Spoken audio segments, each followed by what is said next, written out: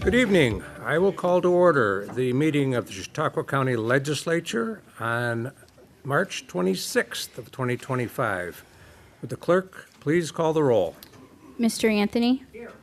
Mr. Bankowski? Here. Mr. Buchanan? Here. Mr. Carl? Here. Mrs. Dickey? Here. Mrs. Gustafson? Mr. Harmon? Here. Mr. Heiser? Here. Mr. Johnson? Here. Mr. Landy? Here. Mr. Larson? Here. Mr. Nelson? Here. Mr. Nebel? Here. Mr. Pavlock? Here. Mr. Penhallow? Here. Mr. Proctor? Here. Mr. Scudder? Here. Ms. Vanstrom? Chairman Shagnon? Here. There are 19 members present and 0 members absent. There is quorum. Okay, and at this time, we will have the prayer and pledge of allegiance by Legislator Penhallow.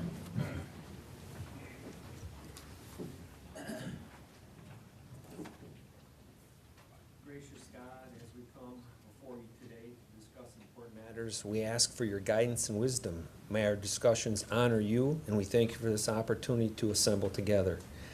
Give us the eyes to see the needs and difficulties that we all share. We ask for protection of all of our first responders, our law enforcement, and our military. Amen. Amen. I pledge allegiance to the flag Of the United States of America and and to the republic for which it stands, one nation, under God, indivisible, with liberty and justice for all. And next, we will have on our agenda the approval of the minutes of the last legislature meeting on February 26th. Do I have a motion to accept? Legislator Bankowski makes the motion, a second by Legislator Gustafson. Any discussion on the motion? Hearing none, all those in favor, please say aye. Aye. Opposed? They are carried. Next on our agenda, we have our first privilege of the floor. Members of the public may comment on any subject relating to any local law, resolution, or motion appearing on tonight's agenda. Individual comments are limited to 3 minutes, and comments representing a group shall be limited to 5 minutes. Anyone wishing to address the first privilege of the floor?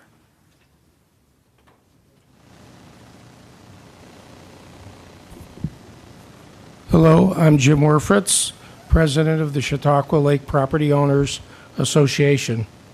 I see resolution number 113-25 on tonight's agenda, urging the New York State Department of Environmental Conservation to pause implementation and reverse the freshwater wetlands regulations.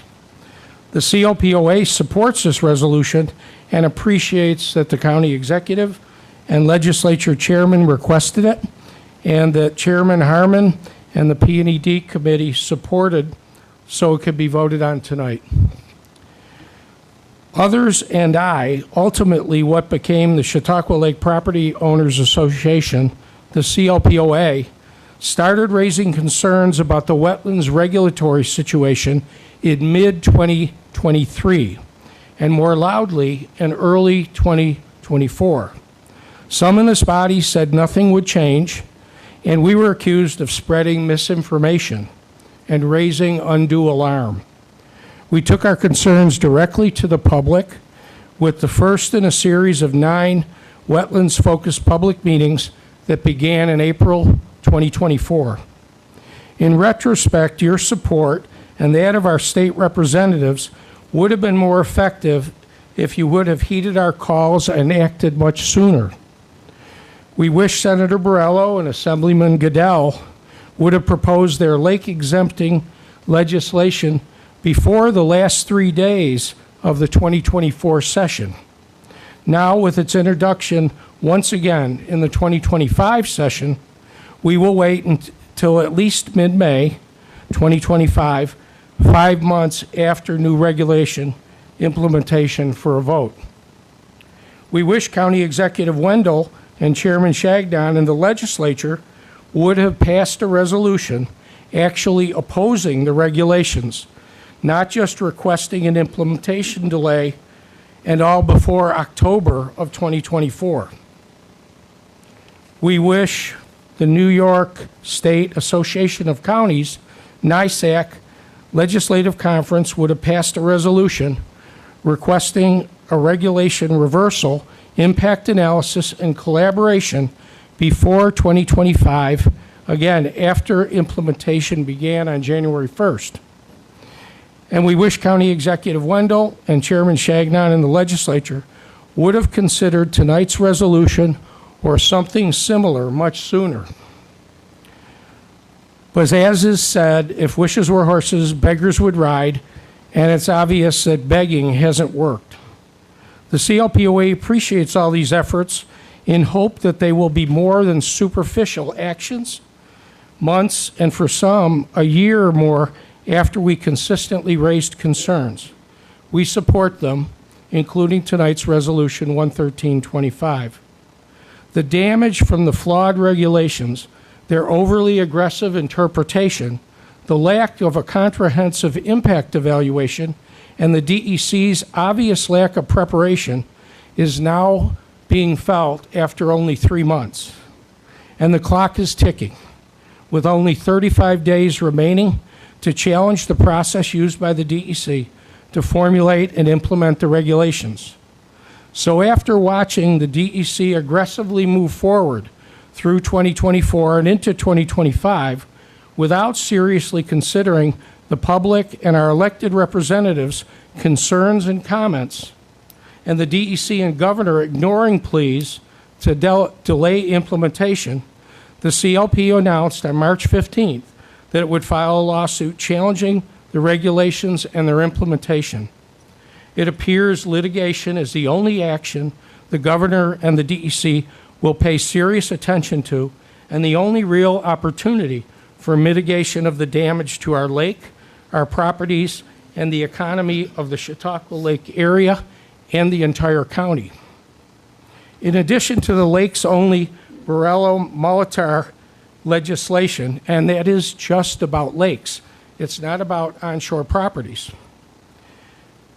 Being considered at the state level and the resolution being considered tonight, we hope the county executive and the legislature will, in parallel, join in the CLPOA's litigation and support our efforts in word and in deed at this time and before action is too late to be effective.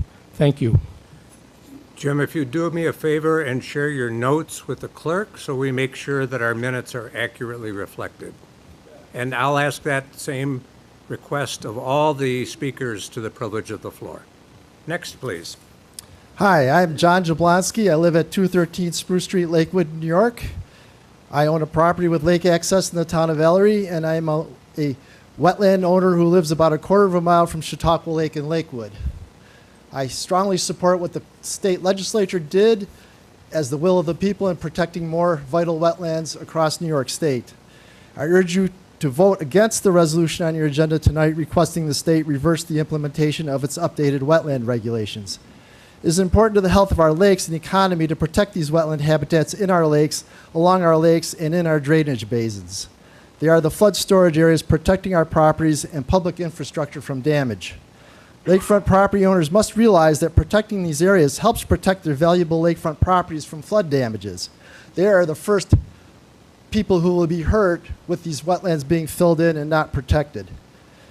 These wetlands along the lake are the flood storage areas protecting our properties and public infrastructure from damage. The proponents of the resolution on your agenda tonight want you to falsely believe the opposite. I am sure that the village of Lakewood and the 20 or so landowners downstream from my wetland property would be very unhappy if I filled it in or trenched my wetland so that the several thousand cubic feet of water that is stored on my land during heavy rainstorms was not stored, but cascaded across the top of my street and down through the properties below, rather than slowing and storing these waters.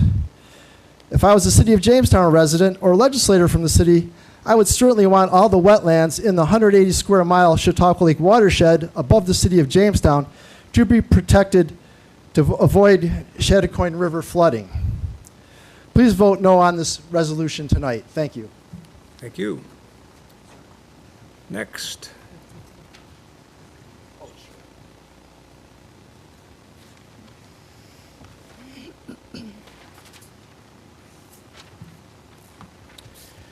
Good evening. I'm Mayor Jeff Molnar from Bemis Point.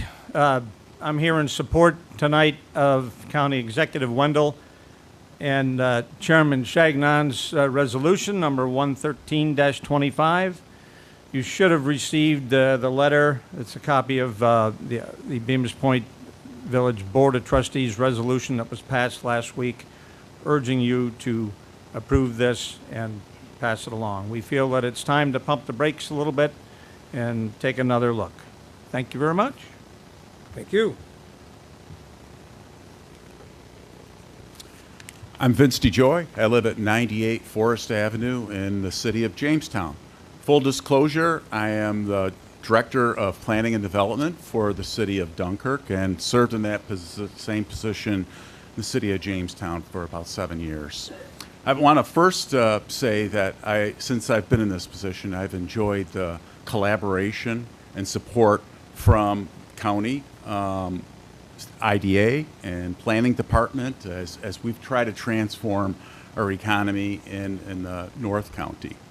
I also want to commend the leadership and the support that I've enjoyed from County Executive Wendel, especially when it comes as we're planning and working to transform and reimagine what the former NRG power plant site can be, because it's caused devastation to our city finances.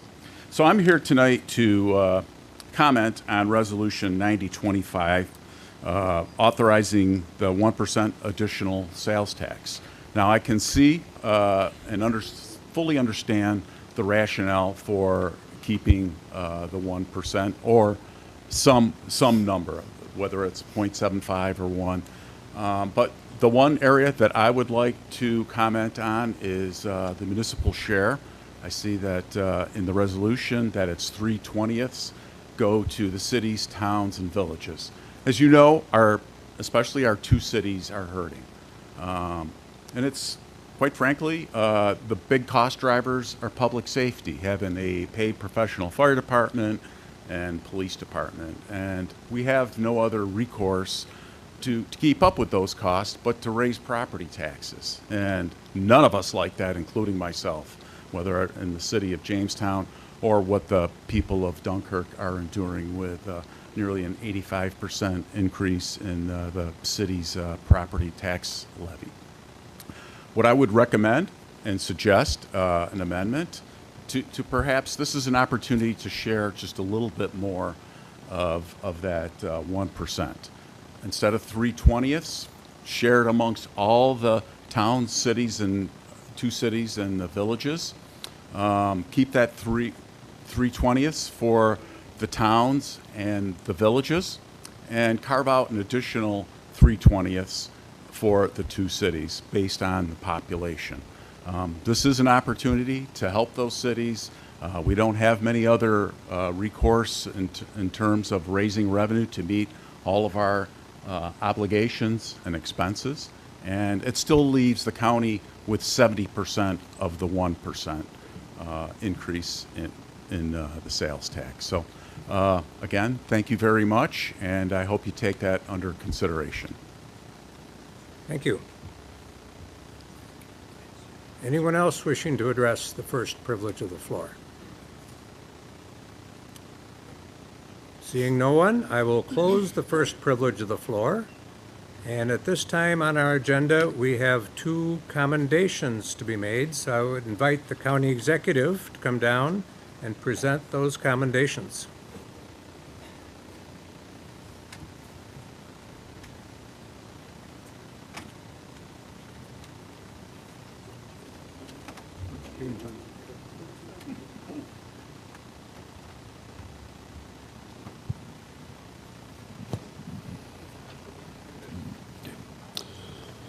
If we could have Ethan Verboski and his family come on down, please.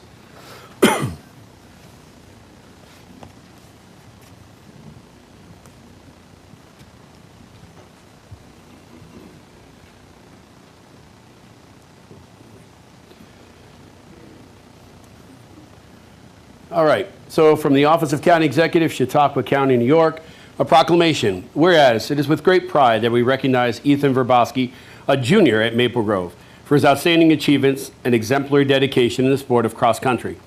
And whereas Ethan has been named an All-American by the National High School Track and Field Cross Country Coaches Association for his exceptional performance during the 2024 cross country season.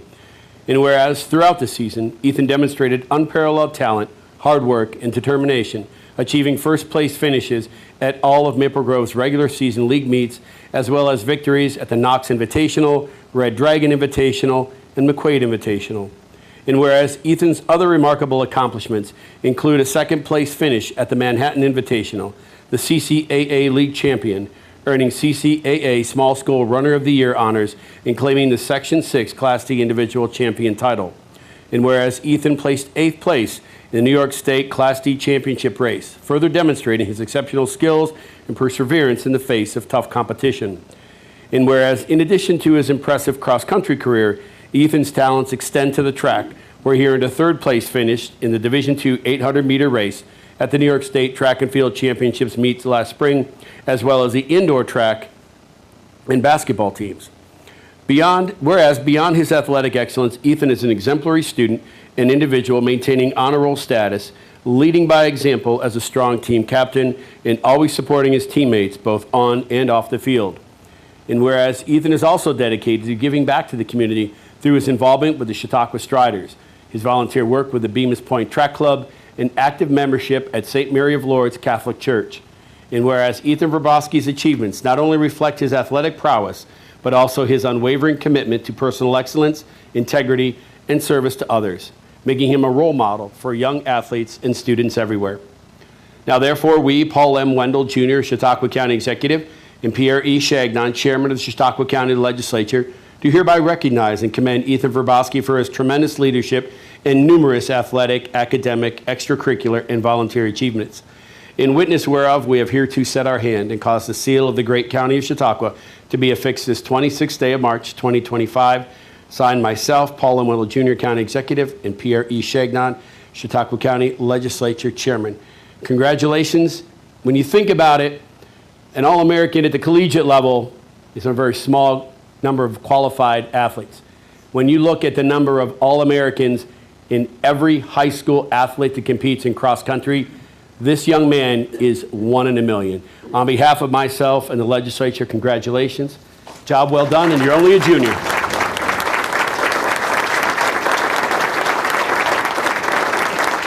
want to say anything? A man of many words. Get a picture? Congratulations. Thank you. Good job. I appreciate it. Congratulations. And now we're going to have a few people here. In order of time, we're going to ask our employees to come on down. So if Holly Keppel and Kelly Dalton could come on down. I believe Francis is not here tonight. So we're going to explain just a little bit about what these amazing women did. Tonight, I'm proud to recognize the efforts of 3 county employees from the South County Office Building Medicaid Department: Holly Keppel, Kelly Dalton, and Francis Martinez. These 3 county employees perfectly represent Chautauqua County and our mission to serve the residents of our county. On February 6, 2025, these 3 women noticed a woman standing on the ledge atop the parking garage in downtown Jamestown, looking distraught. The woman was looking and leaning over the edge. These 3 staff members quickly put a sign in the window and asked if she was okay. She nodded back, no. They immediately told their supervisor and headed over to her. By the time they got there, she had a leg up on the ledge. They asked if they could help, and she was looking at the ground, and one of the workers saw her cell phone on the ground. She asked if she could hand it to her, and she said, nope, it's dead, it needs charged. The worker immediately said, I have a charger you can use, and she picked up the phone and told the woman to come with them. The other workers helped her get her leg down, brought her into the South County office building, gave her some snacks, charged her phone, and called the mobile crisis to assist her. Holly, Kelly, and Francis saw a county resident in crisis and immediately sprang into action. Their efforts and kindness not only ensured that residents' immediate well-being, but also connected that resident to support services to aid in long-term assistance. On behalf of Chautauqua County, we want to present Holly, Kelly, and Francis with a certificate of recognition for definitely going above and beyond to protect the well-being of our county residents. Your professionalism, compassion, and dedication are a steadfast reminder of our county's commitment to our residents. On behalf of myself and everyone here, thank you so much. You saved someone's life. Thank you.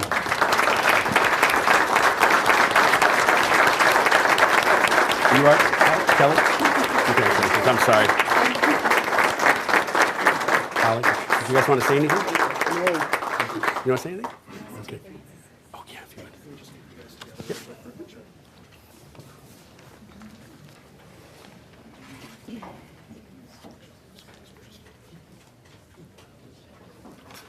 Yep. Awesome. Thank you so much. Thank you, ladies.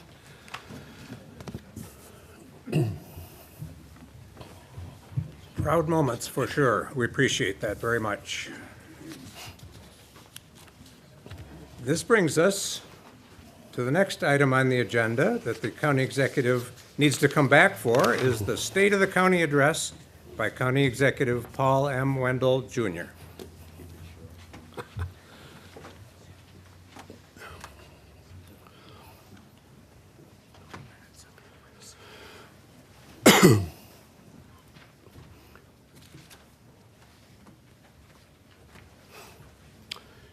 Good evening, Mr. Chairman, esteemed members of the county legislature, distinguished guests, and valued residents of Chautauqua County. I stand before you tonight to give the 51st State of the County Address. It was 50 years ago that our first county executive was sworn into office. This landmark decision by the legislature and supported by a public referendum made Chautauqua County one of only 13 counties in the state of New York to have a county executive, and more importantly, only one of 73 counties nationwide. It is truly an honor to be one of only 10 individuals to have held this position in Chautauqua County. Our county has changed much over the course of the last 50 years, but the values, goals, and vision for the county remain the same. Reducing duplicate services, reducing cost, focusing on economic growth and development, and most importantly, providing efficient, effective delivery of county services. To coin a phrase from 1975, Chautauqua County is alive in 2025. You'll see on your desk a gold coin to commemorate the 50th golden anniversary of the first county executive in Chautauqua County. You can even open it and take a bite if you wish. Tonight, in this address, I will highlight our collective achievements from the past year, thoughtfully consider the challenges ahead, and outline our collaborative vision for promoting growth and enhancing the well-being of our county. During my time here as county executive, we are dedicated to achieving economic growth, improving infrastructure, and enhancing the quality of life for all residents. As I share with you a positive vision of my plans to grow CHQ, together we will continue to build a thriving and vibrant county for future generations. Chautauqua County is on the rise, and our county government is constantly working to make our communities stronger. My Grow CHQ initiative focuses on three main goals: boosting local economic development, enhancing infrastructure, and promoting sustainable county growth. We aim to attract new businesses and support existing ones to create more jobs and opportunities. A few examples are the White Inn, Calhoun Sub and Ice Cream Shop, Hideaway Bay, and West Main Mercantile.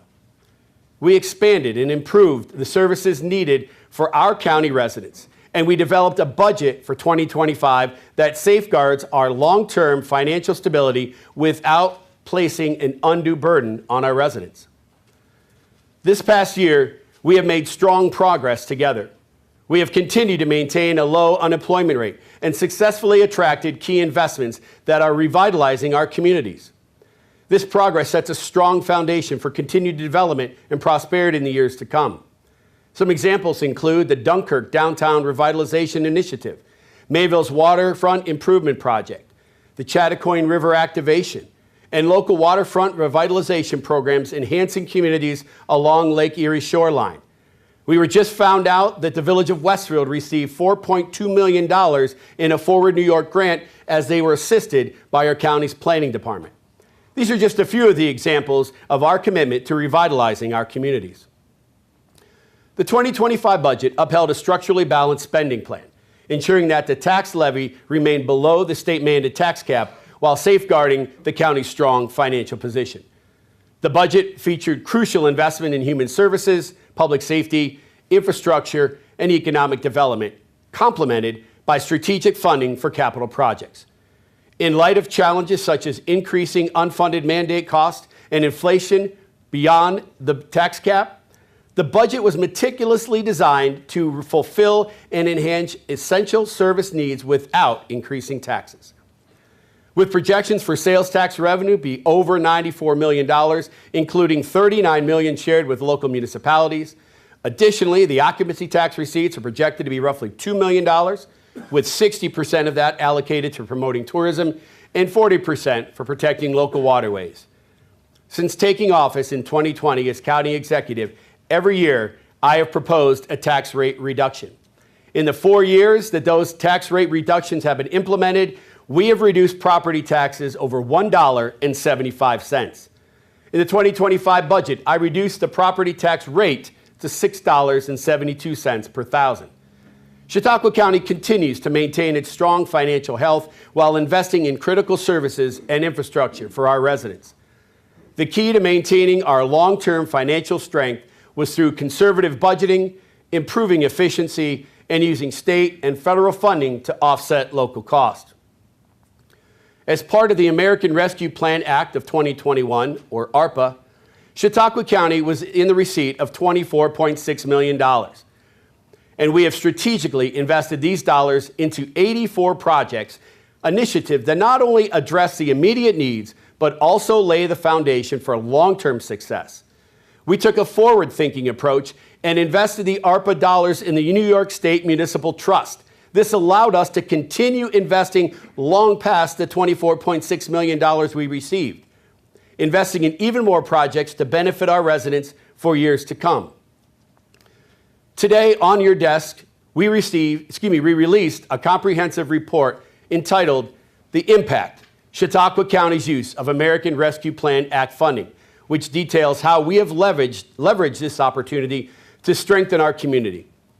You can view the full report online at chqgov.com/ARPA. This is the initial phase of getting our message out. We'll also find that $24.6 million was able to leverage a total of $75 million across county projects, a 2-to-1 return on our investment. These projects span a wide range of areas from critical infrastructure improvements to bolstering emergency services, enhancing public health, advancing environmental conservation, supporting parks, fostering economic and workforce development, and reinforcing public safety. Each investment we made with the goal of improving the quality of life for all who call this county home. Chautauqua County continues to make significant investments in infrastructure-related projects in order to grow our local economy. Our recent investments in the 40-acre shovel-ready site at the Mason Industrial Park in the town of Ellicott and the 150-acre shovel-ready site in the town of Ripley are crucial for economic development because it increases the likelihood of attracting businesses by providing pre-approved, fully prepared land for immediate construction and investment, ensuring equitable access to resources for all opportunities of our residents. This is crucial in the success to grow CHQ. This year, Chautauqua County plans to replace 4 bridges, complete 9 culvert rehabilitation projects, and complete over 670 miles of road rehabilitation. This includes complete replacements, surface treatments, crack sealing, and road line striping. The West Side Sewer Extension, Phase 2, is currently under construction, continuing our commitment to provide municipal sewers around the entirety of Chautauqua Lake. The contractor, J.D. Northrop, broke ground this past January, with the anticipation of the project to be completed in approximately 18 months. Chautauqua County approved funding for LaBella Associates to conduct a feasibility study regarding the concept of the village of Fredonia joining the North County Water District.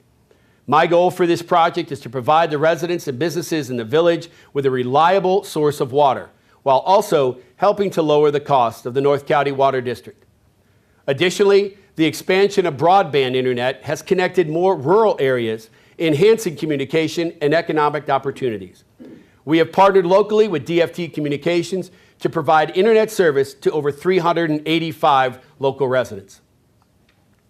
In 2024, the CCIDA board approved or assisted 18 projects that will result in a total investment of over $311 million.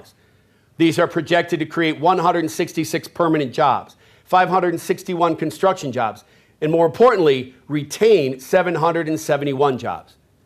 Key accomplishments include $175 million for the Wells Ice Cream Phase 3 expansion, the opening of Wicked Warrens, and the completion of the White End and Hideaway Bay in the county's north end. Last April, we announced the Live CHQ initiative, a workforce talent attraction and retention campaign, and Choose CHQ, a campaign to encourage businesses to relocate to our county. These efforts are helping us to address population loss and spur economic development. I often use a quote from General Colin Powell: "Perpetual optimism is a force multiplier." And I firmly believe if we promote Chautauqua County's assets, we will continue to bring further investments to our county and over time turn the tide on population decline. Chautauqua County has a rich history of being pioneers in energy production. The first commercial natural gas well in the United States was drilled right here in Chautauqua County in Fredonia, New York in 1825 by William Hart. Cummins Engine, a leading manufacturer of over-the-road diesel engines for the trucking industry, will begin production of a compressed natural gas burning engines right here at its Jamestown engine plant. This is exactly the reason why we need to promote our natural gas history and not walk away from it. In over 166 years, Pennsylvania has not abandoned its heritage for the oil industry. Why would we abandon 2 centuries of reliable natural gas in Chautauqua County? Going forward, I would like to continue to see Chautauqua County be a pioneer in energy, which is why I will be advocating for Chautauqua County to be an innovator in micro-nuclear electricity production. I recently took part in a roundtable discussion which included Senator Brello, Mr. DeJoy has spoken earlier, Assemblyman Andrew Molitor, Chautauqua County Planning Department, members of the Governor's Executive Staff, NYSERDA, the New York State Energy Research and Development Authority, as well as other energy experts in our region. As a result of these discussions, and in further discussion with members of the legislature and manufacturing communities, we will be launching a committee that will explore the nuclear opportunities for Chautauqua County. I feel strongly that micronuclear energy could make Chautauqua County a major electricity producer that would not only meet our community's energy needs, but those of the entire region. Across the New York State, and including right here in Chautauqua County, there is a substantial need for new housing, which is clean, safe, efficient, and affordable. With a shortage of housing opportunities primarily in our population centers, I am prioritizing collaboration with developers to grow our local housing inventory. By making housing more accessible and with affordable housing initiatives, we are ensuring that all residents have access to stable, safe, and decent living conditions. These initiatives play a vital role in reducing homelessness and improving the quality of life within our communities. Additionally, affordable housing supports workforce retention and attracts new residents coming to the area to continue our vibrant, sustainable growth in Chautauqua County.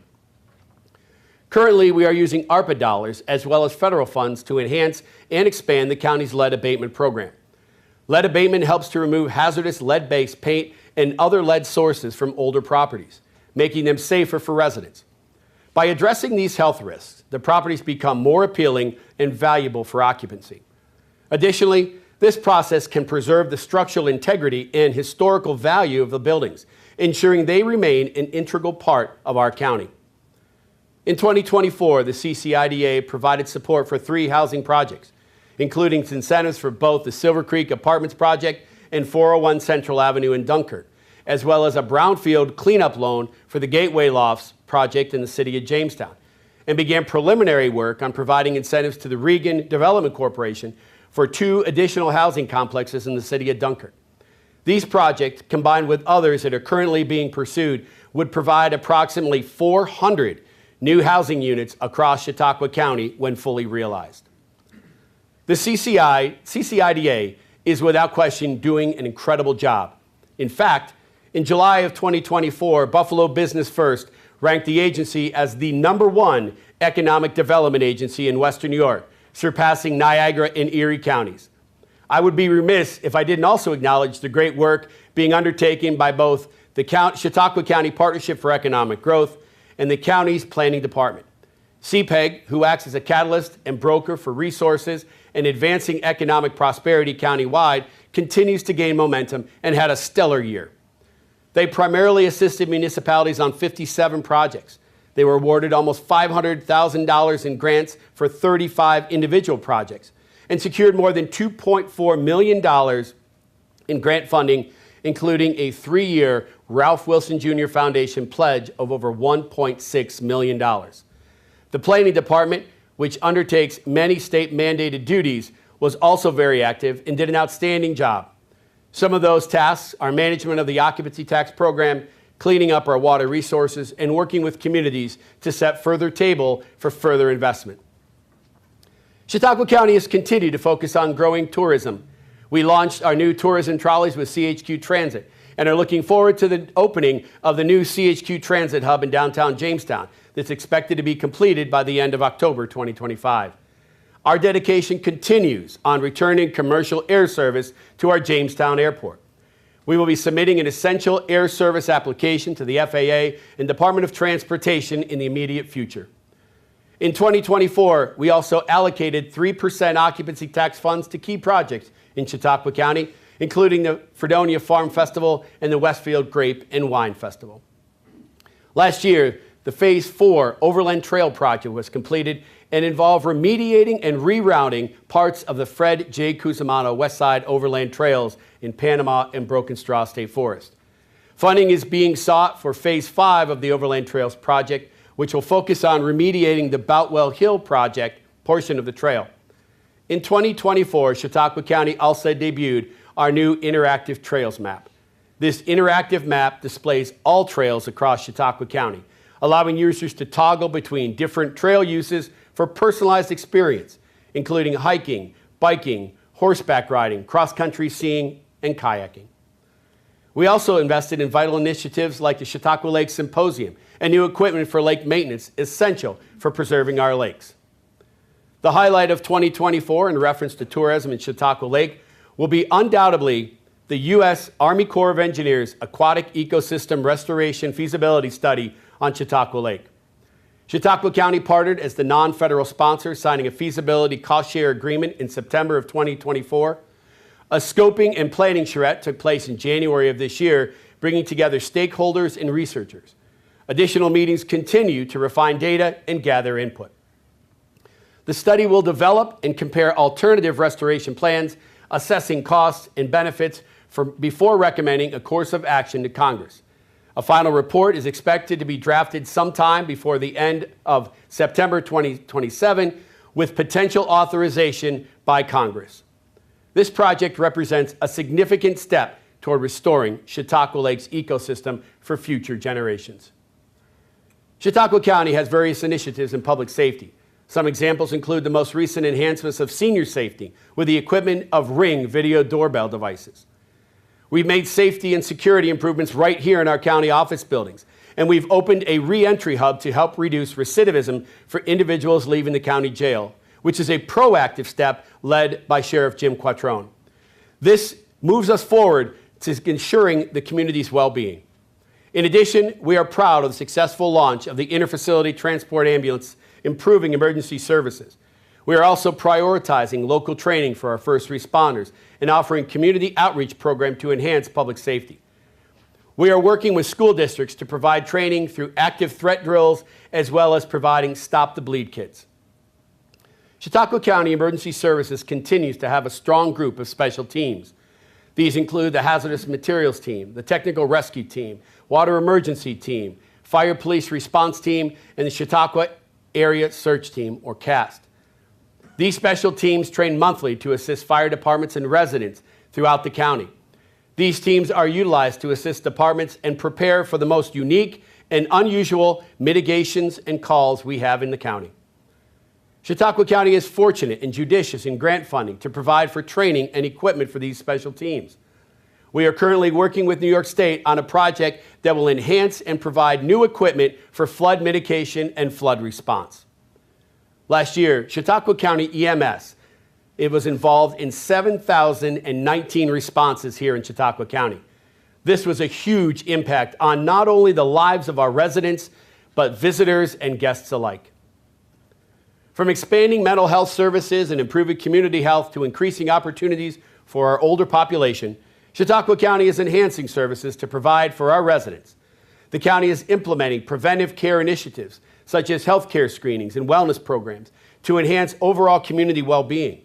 Additionally, partnerships with local organizations are being established to provide access to nutritional food and promote healthy choices. These efforts aim to create a supportive environment for residents to lead healthier lives. For example, the county's dining out program that supports our senior population includes such local favorites as Meters, Central Station, Casadega Shorefine, UPMC Cafe, Sinclairville 76ers, and the newly added Fredonia First Methodist Church. The county has launched a new teletherapy program to provide remote counseling services to residents, ensuring access to mental health support regardless of location. Additionally, there are more plans to establish more community mental health centers that offer workshops and support groups. These initiatives aim to address the growing need for mental health resources and support within our county. Additionally, providing access to affordable health care and transportation services ensures that these individuals receive the necessary support to maintain their independence. Efforts are also being made to enhance access to mental health care through the integration of services with primary care physicians. Last year, we launched our mobile health vehicle. The county health department was able to bring vital services to our residents at 42 mobile health clinics at various locations across the county. The health department has also established a substance use prevention program and strategic plan.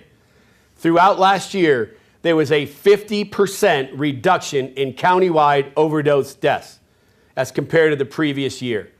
This is quite an undertaking and a congratulatory effort for all those involved. The mobile health vehicle offers a range of services including immunizations, health screenings, and mental health support. It also provides educational resources on managing chronic conditions and access to preventative care. By bringing these services directly to the communities, that vehicle helps to ensure that residents receive the care they need without barriers to access. We're also working on partnerships with local community organizations to enhance outreach and education efforts. These initiatives aim to further improve health outcomes and ensure that all residents have access to essential care.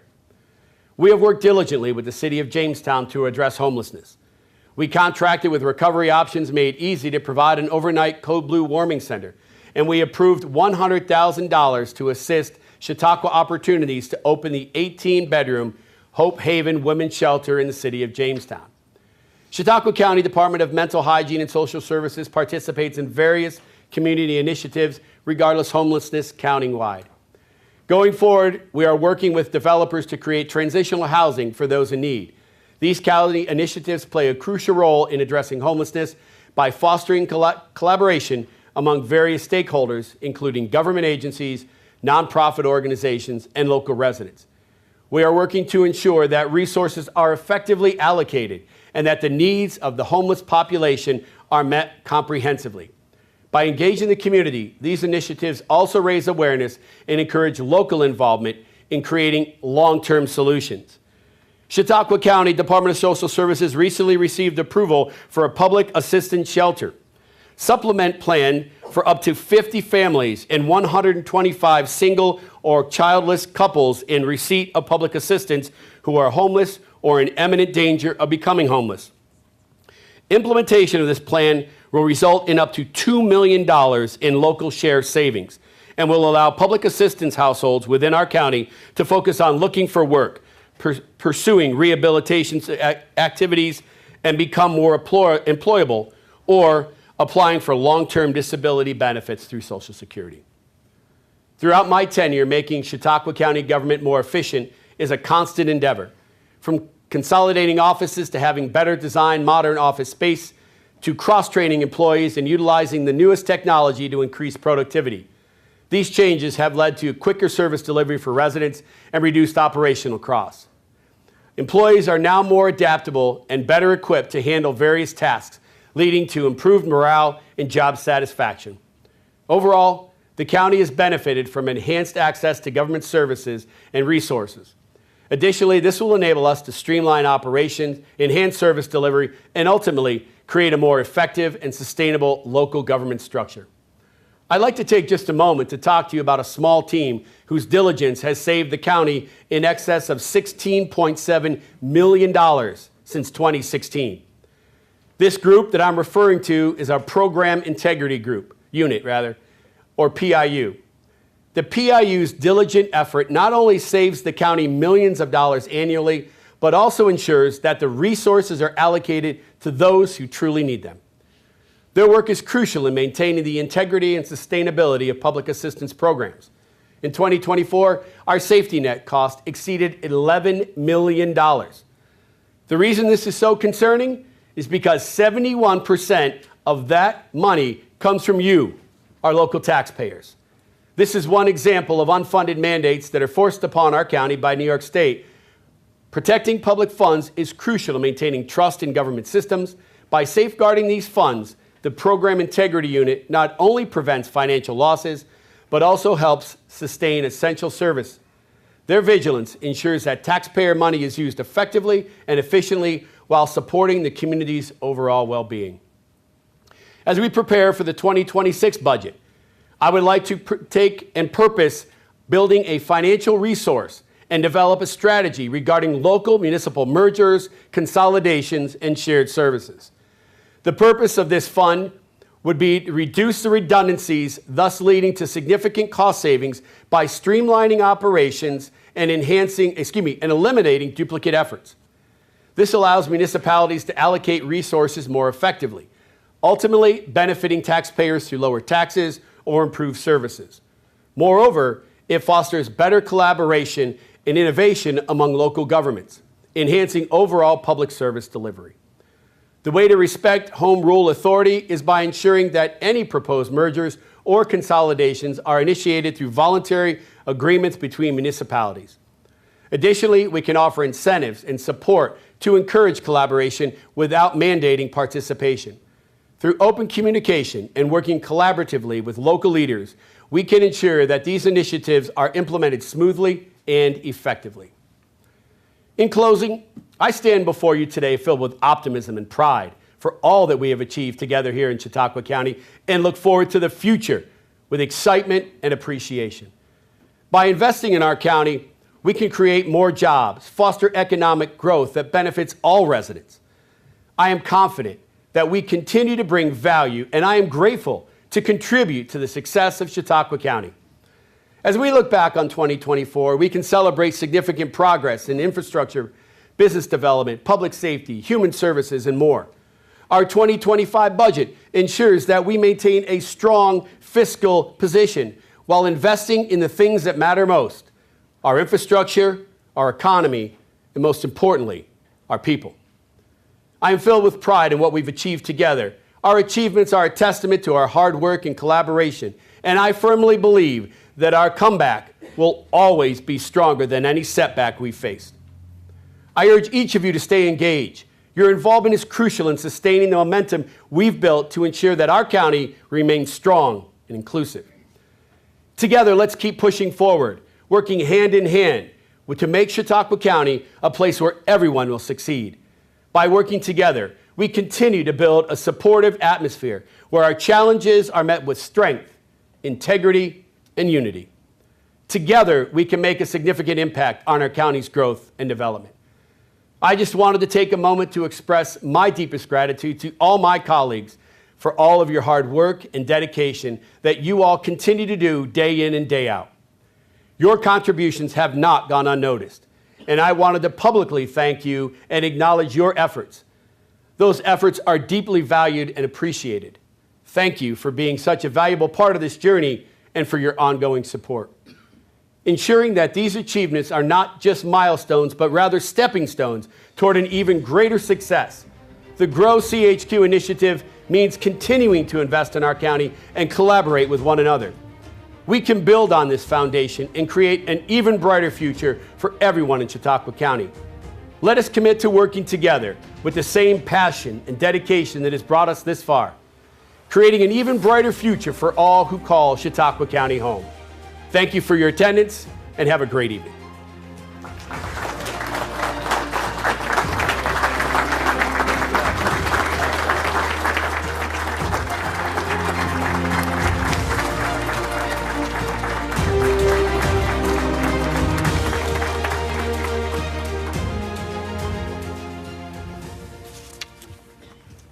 Thank you, County Executive.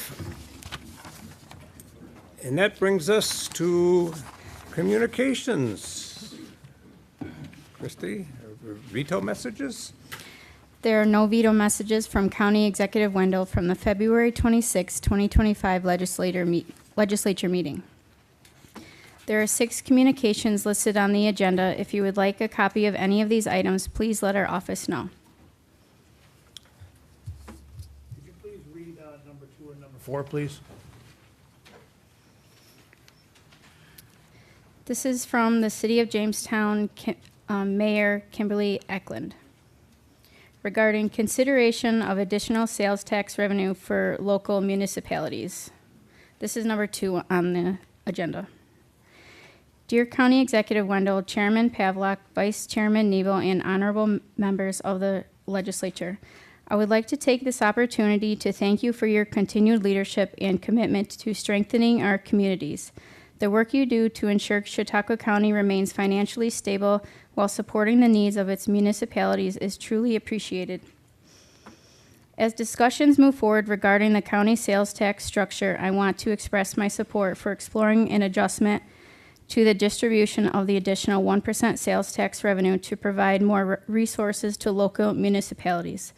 The cities, towns, and villages within Chautauqua County are on the front lines of delivering essential services, maintaining infrastructure, and supporting economic development. A modest increase in the share allocated to municipalities would provide a much-needed boost to help us continue serving our residents effectively. We recognize that these conversations must balance the fiscal needs of the county with those of local governments, and we greatly appreciate your willingness to take a closer look at how these funds are allocated. By working together, we ensure that all levels of government remain strong and well-equipped to meet the needs of our communities. I look forward to further discussions on this important issue and appreciate your time and consideration. Thank you again for your dedication and service to Chautauqua County. Very truly yours, Kimberly A. Eklund, Mayor. This is number 4 on communications from the City of Dunkirk by Nick Weiser. Dear members of the Chautauqua County Legislature, I am writing on behalf of the City of Dunkirk to formally request that the Chautauqua County Legislature review the distribution of sales tax revenue to municipalities as part of its upcoming discussions on the additional 1% sales tax. As you are aware, the current allocation structure designates 85% of this revenue to the county and only 15% to local cities, towns, and villages. In recent years, the financial burden on municipalities like Dunkirk has grown significantly. Despite our best efforts to manage expenditures, rising costs driven by contractual obligations, state mandates, and essential public services have placed an increasing strain on our city's taxpayers. The additional revenue that could result from an increased municipal share of sales tax would help alleviate this burden while allowing us to maintain critical services and invest in our community's long-term sustainability. We stand in solidarity with the leadership of Jamestown and Fredonia in advocating for an equitable adjustment to the sales tax distribution. As the county weighs its options, we urge consideration of a formula that provides a greater share to local municipalities, recognizing the essential role cities like Dunkirk play in driving economic activity and providing direct services to residents. We welcome the opportunity to discuss this matter further and appreciate your time and consideration. Thank you for your service to the county and for your attention to this critical issue. Sincerely, Nick Weiser, Councilman at Large and Chair, Finance Committee, City of Dunkirk. Thank you, Christy. And next on our agenda, we have a public hearing. This will be a public hearing pursuant to County Law 254 upon a proposal to extend the Center Chautauqua Lake Sewer District from Midway State Park through Point Chautauqua on the east side of Chautauqua Lake. And at this time, I will invite the engineers for this proposal, Matt Zarbo from Square Engineering, to come down and make a presentation. Thank you.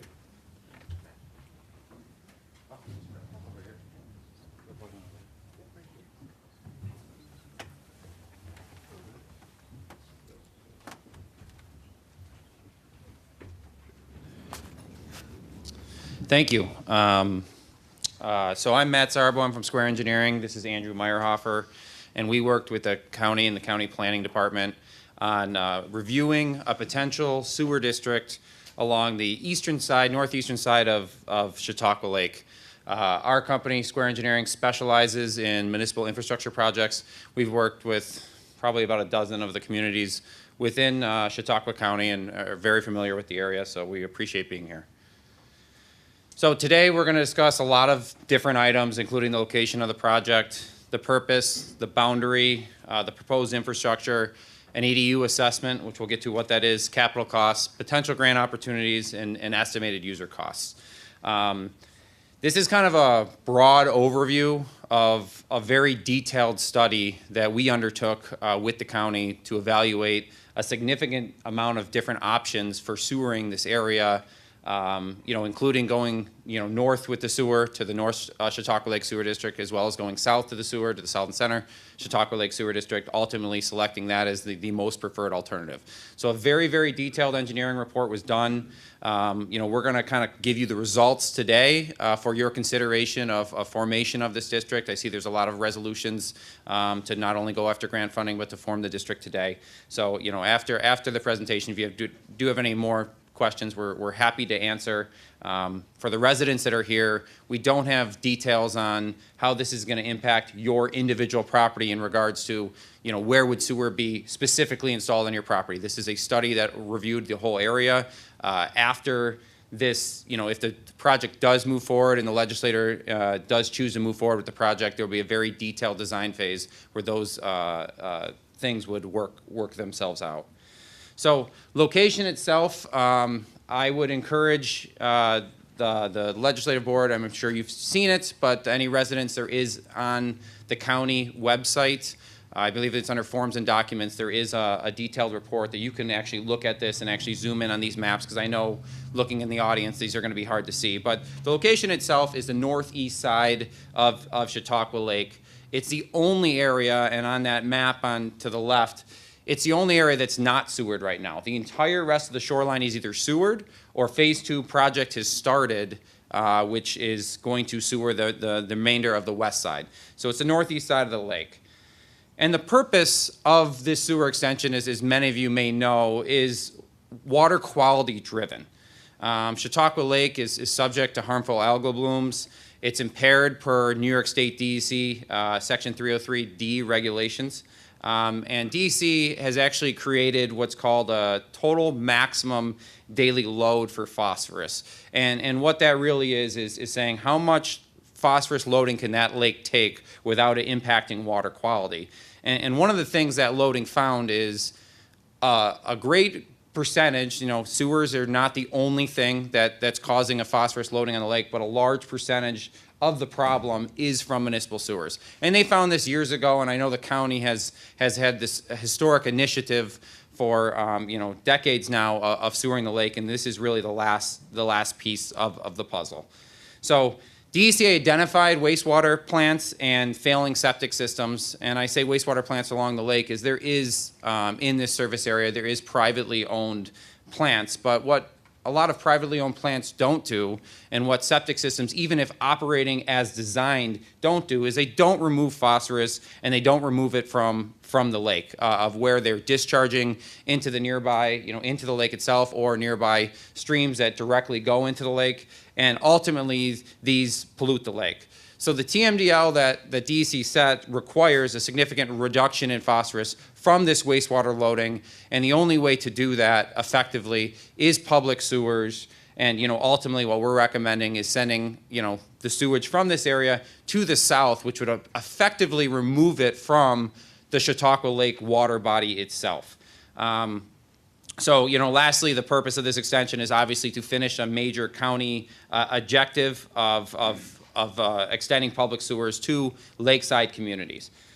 So the boundary itself, and I know, again, this is being small for you guys to see, but it's basically from the Chautauqua Lake Estates, which currently has sewer, on the eastern side of the lake, down through Point Chautauqua, all the way down to the Viking Lodge, which is just north of Midway State Park. And it effectively extends from along Route 430 to the west, to the lake. It does come off the lake a little bit in a few locations, like the KOA campground is included in with the district boundary, but large and in part outside of that, and a little bit in DeWittville, it is along that lakeside corridor, which is fairly heavily developed in multiple areas.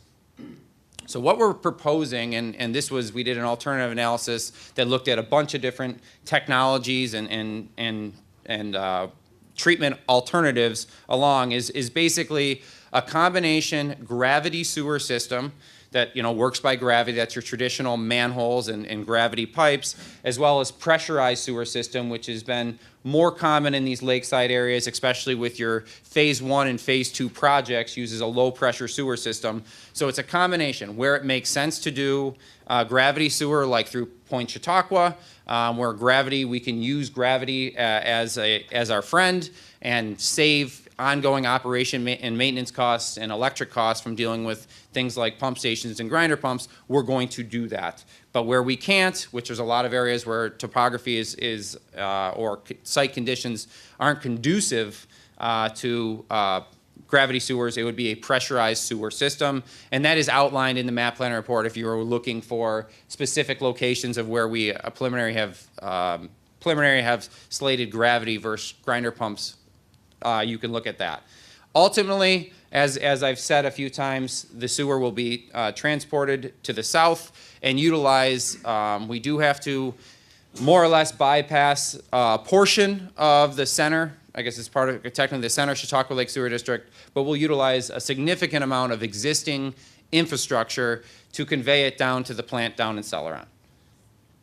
The capital costs broken down, and when we estimate capital costs at this level based on the actions the legislator has to take, is you have to authorize a maximum amount not to exceed. So it's not an estimate of, hey, this is the best guess of where the project cost is going to be. This is a realistic guess of what the maximum amount that the county should budget for it. It is inclusive of 25% contingency, and that's nearly over $6 million worth of contingency on this project, with a total maximum amount not to exceed of $35.59 million to sewer the entire area.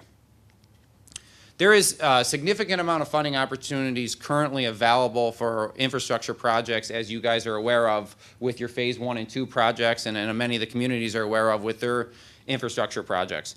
For this project specifically, I think there's three main target areas, three main large program target areas that we see applicable to this project. One of them is the New York State Environmental Facilities Corporation, their Clean Water State Revolving funding, and they manage three pools of money, I'll say, within those programs, and the county has been very, very successful at obtaining these for other projects. One being the Water Infrastructure Improvement Act, which can provide 25 to 50% grant for the project. That can be combined with a bipartisan infrastructure law funding, which was passed a few years ago at the federal level, administered through EFC, which also could provide a 50% grant funding. And then the remainder would be a 0% interest loan. Those are our targets. Doesn't mean you're going to get all that funding, but we will certainly attempt to get that funding. Additionally, New York State DEC has a water quality improvement project grant, which can provide up to $10 million in grant funding. And then lastly, congressional appropriations, which my personal opinion is are probably going away, could be a target source at $1 to $2 million. I think obtaining 50 to 75% grant is likely under the current programs. It is feasible to obtain more grant than that, but we are providing a very realistic scenario for you guys to evaluate. An EDU assessment. So an EDU assessment, and the reason it's important as an EDU or equivalent dwelling unit is basically the unit in which sewer is charged to individual residents. And what it really does is it relates, when you're paying debt, everything to a single family home. So this, so when I use the word EDU, think of one single family home. A multiple family property would be one EDU per dwelling unit. So a two family, duplex would count as two EDUs, so they would be assessed double the sewer debt as a single family home. As far as commercial, the county standard is one EDU per 17,500 gallons of water used with a minimum of one EDU. And then vacant parcels, they are typically charged a $100 per property benefit charge to go to sewer debt. So this is how debt is broken up. So when I give you numbers in a second of what annual debt is going to look like, it's based on that one single family home, 17,500 gallons of maximum use for a commercial property. As far as other places like campsites, it's 0.5 EDUs is generally what they're using right now. So we're following the standard county EDU schedule that they have implemented on past projects. So an annual cost for sewer, like what is this going to cost, your residents, is really broken down by two charges. One is, I'm not going to say it's fixed because operation and maintenance charges will go up year after year as inflation goes, just naturally progressing. But one is an O&M charge, so which is $354 per year. It doesn't matter if the project is 100% grant funded, you are still going to have to pay $354 per year. That's the current O&M charge for the South and Center Chautauqua Lake Sewer District, and that's going to pay for, maintenance, infrastructure replacement, just to keep the system operational and going, as well as all the treatment expenses that this project will cost at the plant treating additional flow. The next, we can't give you an exact number today, is capital debt, right? The capital debt is largely going to be dependent on, hey, how successful is the county at obtaining some of this grant funding? So we have estimated that between about $457 and $914 per year based on 50 to 75% grants. It is our understanding that the county is not going to move forward with this project or how it is being proposed right now unless a minimum of 50% grant is received. So the $1,268 per year, that's 50% grant of that $35.5 million project. Keep in mind that $35.5 million project does have a lot of contingency in it. The hope cost would actually be less than that, and if costs are less than that 35.5 or more grant is received, you're going to get closer. Costs are going to go down from that 1268. So that is a maximum amount. That is a maximum figure based on what is being proposed, and the hope is costs will certainly be less. There is other one-time costs that residents have to be aware of on this project. So what the project will not pay for, it's going to pay for the entire, publicly owned system. Will not pay for is the privately owned aspects of a sewer system. And homeowners are generally responsible for, who have septic systems or existing treatment systems, is the decommissioning and abandonment of no longer used facilities, as well as the connection to the piping provided, or the grinders or the gravity connections provided to the individual units.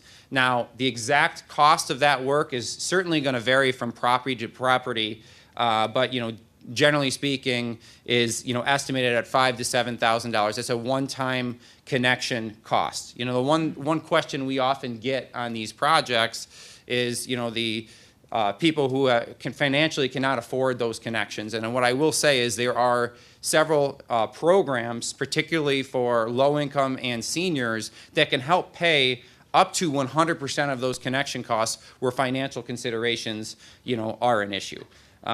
So that's kind of the rough overview of what we've reviewed and the results of what we have. And now I can take any questions should the board or anyone else have them.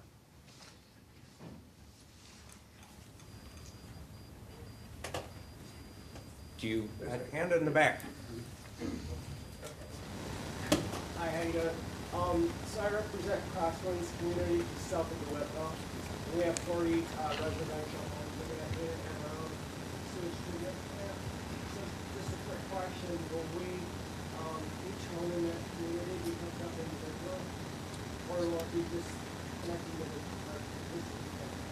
So if I recall your actual plant, if I call the location, I believe you already have kind of a collection system within your system. So not to get too far into the weeds, but we would evaluate the condition of that collection system because you're already sending it to a centralized location, and then we would connect there. The county historically, and Pierre, correct me if I'm wrong, would review the infrastructure, and if it's in acceptable condition, they would take ownership of that, but we would connect at the plant. There's no sense of installing additional infrastructure that's not needed to transport your sewage to the cellar onto the south. Okay, that answers the Yep. question. Thank you. Yep.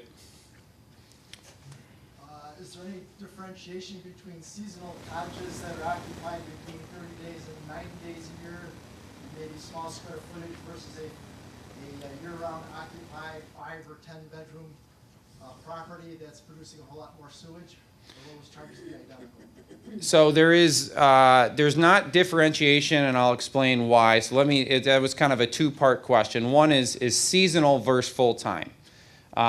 When you design a sewer system, and the infrastructure you're paying for is that, largely it's the infrastructure you're paying for. When you design a sewer system, it doesn't matter if you're there, just for the 4th of July weekend or you're there all year. I mean, along the lake, these lakeside areas, your peak flows, your peak loading, a lot of times is in the 4th of July weekends, or it's in the middle of March when you have a big snowfall and it rains and nobody's there. That's what we have to design for. So the infrastructure cost for servicing a seasonal resident is not any less than serving a full-time resident. And for those reasons, it is a typical precedent, not only in the county, but across most municipalities, that seasonal residents are charged the same. Because additionally, how are we supposed to monitor how many days a year you're there or you're not there? And how are we supposed to monitor if a seasonal resident doesn't become a full-time resident? As far as a 5 to 10 bedroom place, I don't know of many 10-bedroom places, but if there is a 10-bedroom place, if it's a duplex or something, a multiple dwelling unit apartment places, they would be assessed more. A single-family dwelling unit would not be assessed more. One thing I'll mention with sewer costs is the vast majority of sewer costs are fixed. It's not, although there is a flow-based system when you come to commercial, that is just to assess it, to compare it to a single-family home. But the vast majority of costs are fixed, and it doesn't matter if you flush your toilet or not. The district's expenses are nearly going to be identical.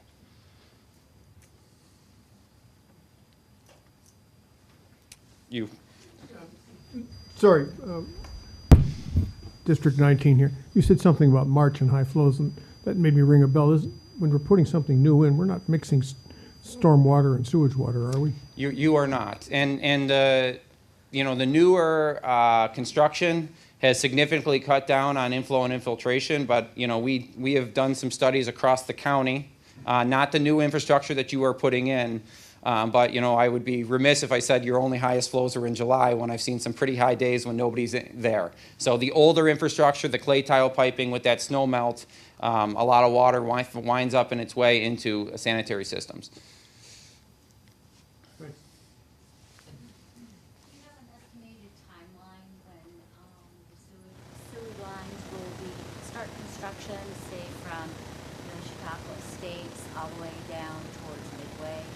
So the timeline is going to be largely based on obtaining grant funding. So let's just say high level, and this would be the fastest this project, in my opinion, could move, is this year, 2025, is a funding year. If they secure funding at the end of this year, the county will go and procure a design consultant to do the final design of the project. Depending on that time frame, the fastest a design consultant to do it would be into 2026. Likely that would extend somewhat into 2027, and then the project would go out to bid. So I would say the earliest construction could start would be sometime in 2027.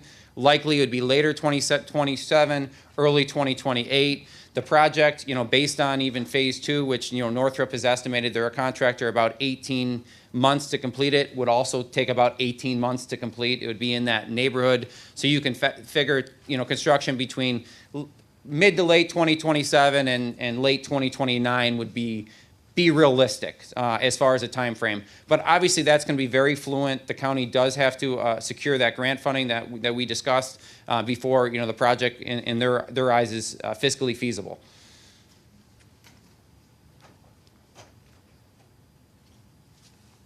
Just a comment from me, John O'Brien, Director of Landscape Technology, probably one of the largest property owners in the district, the Police District. Although it's not been voted on by the trustees, I will recommend to them, and I'm sure they will agree to pushing this forward, recommending this goes forward, although certainly will present an operational burden with over 14 plumbed buildings on the camp in service of the county. But nonetheless, we have an environmental mission, and I'm sure we will support this. Thank you. When you say abandonment of our current septic, what do we have to do? So, So typically speaking, a single-family home with a septic connection is you're going to connect to the piping on the house side of the septic, the dwelling side of the septic, and you're going to transition it over to the new infrastructure. The septic tank itself naturally would have to be pumped out, and generally speaking, it's either holes are drilled in the bottom, or a lot of times they're just hitting it with the excavator they have to dig out your other connection, breaking it so it doesn't trap water, and then filling it in. So they usually do not remove the tanks themselves. I do not believe the county has any special regulations for that, but there's usually an inspection process during that connection. But the filling them in is more of a long-term safety issue, is making sure they're properly abandoned.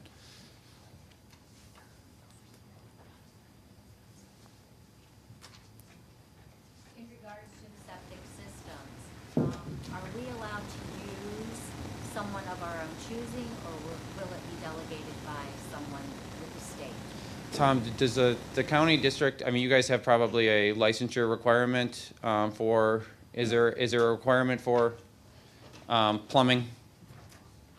So there is a list of laws that you have when you install lateral. There are some regulations that need to be required of the contractors. When this does move forward, we will give you a list of contractors that are aware of all the laws and what is required. So it won't be, to answer that question fully, it will not be delegated. You won't have to use a specific person, but you will have to use someone that's qualified and approved. Have we shared the information that you're sharing with us tonight with the affected and designated communities that are going to be there? And have we polled them for favorability, and is it mandatory, or is there an opt-out? So the two communities are involved are the town of Chautauqua and the town of Ellery, and both supervisors were on the board, and so both communities are very well informed of what's going on, and in my understanding, supportive of expansion of sewers. At least they didn't mention anything during our meetings that they weren't. Just when you see the finances of it, I can see there might be opposition when someone sees that, they're going to pay 5 to 7 for the hookup and $1,200 a year, and then, whatever contingencies could be placed on that, and maybe we don't get all the grant funding we want, so prices could go up. And it just seems like we would probably have to have informational sharing meetings and make sure those communities know all the opportunities. Or do they have an opt-out, or it's mandatory for them? if the county does move forward with the district, it's going to be mandatory within the district. And I think county regulation right now is if sewer fronts your home, you must connect is county law. So that's what would happen. Ultimately, there is a process for residents to protest back against the district. There's referendum periods and items like that that allow, and part of the purpose of this public hearing is to be transparent with the public. And the reason, and we've been transparent with the towns, the communities themselves, by including them. This is not the first time they're being presented this information. And the map planner report and everything that we've done, sharing these numbers, is been publicly available. And obviously there's the requisite notices and stuff has gone in the proper places to show that the county legislator is looking at this. Thank you. Some of the properties that we're talking about are areas where there are multiple units. So are we saying, for example, our property is in Chedwell, and we have 14 units. So we're going to have basically 14 hookups, correct? So, and I can't speak exactly to we did look at, we requested from the health department all the information and DEC, all the information we could have on individual systems. And we also, did reach out during our study to all the major individual property owners, Chedwell being one of them. If we got contact, we reached out and discussed it. I can't recall exactly how it was on your property. I would encourage you to look at the map planning report. What I will tell you, do you remember exactly, Chedwell? Yeah, I think you go to a central location right now, everything kind of flows there, and I think we had preliminary thought about putting a pump station there to take them all similar to Crosswinds. But again, that's going to be decided once we get more detailed design. So your 14 units, if... The hookup will be I happen to be president of that group. So I have to come back with some information. Right. So the hookup would be individual homeowners' responsibility.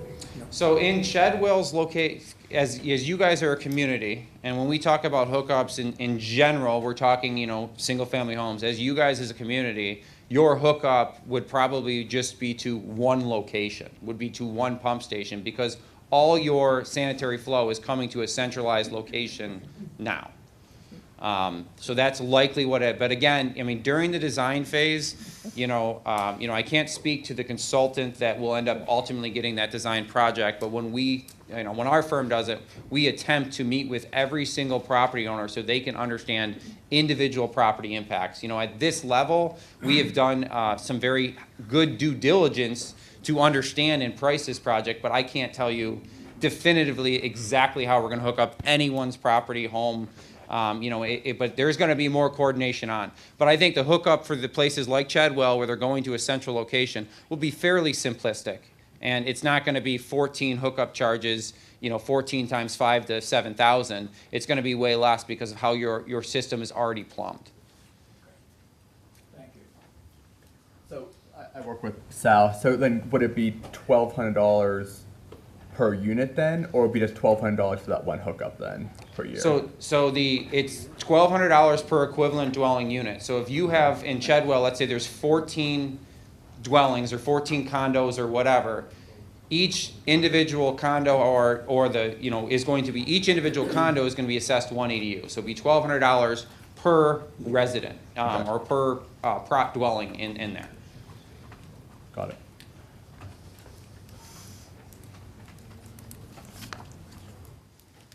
Hypothetical question. In Whitwell, we have a private.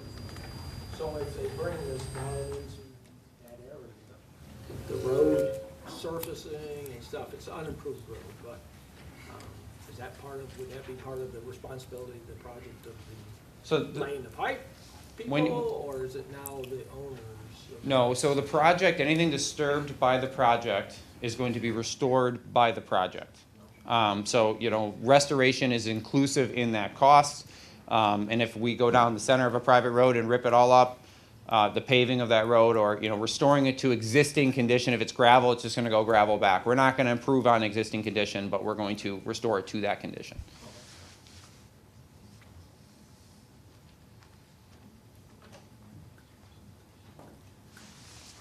Okay.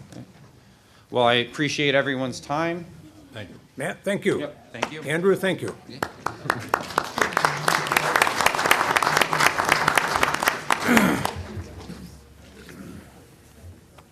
Okay, moving right along. That brings us to our next item on the agenda. Christie. Local Law Intro 1-25. A local law amending Local Law 13-22, providing for a management salary plan for county officers and employees, regarding Director of HR/Compliance Officer for Chautauqua County Human Resources Department. Are there any comments, any questions on the proposed local law? Legislator Larson. Just a very brief one, Mr. Chairman. Back when Andrew Goodell was county executive, he was a big proponent of very wide ranges in the management salary plan for folks here that maybe were school teachers or whatever, or looking at our CSEA contracts.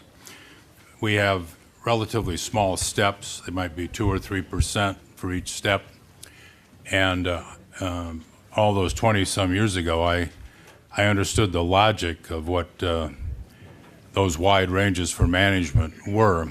But it did strike me that this is one huge range.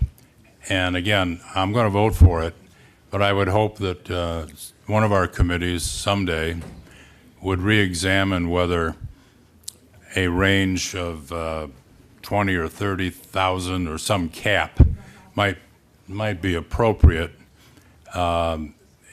Yes, you might hire somebody right out of Fredonia with a bachelor's degree for a good, important job, and the next person might have 20 years of experience at MRC Bearings in that field.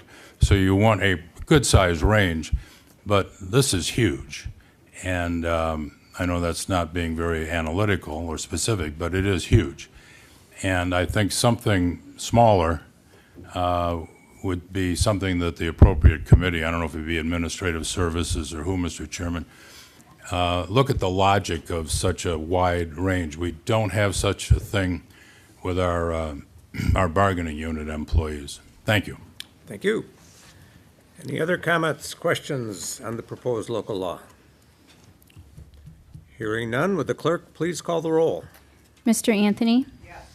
Mr. Bankowski? Yes. Mr. Buchanan? Yes. Mr. Carl? Yes. Mrs. Dickey? Yes. Mrs. Gustafson? Yes. Mr. Harmon? Yes.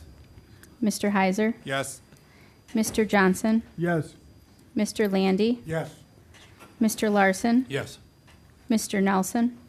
Yes. Mr. Nebel? Yes. Mr. Pavlock? Yes. Mr. Penhallow? Yes. Mr. Proctor? Yes. Mr. Scudder? Yes. Ms. Vanstrom? Yes. Chairman Shagnon? Yes. There are 19 yes votes. The local law is adopted.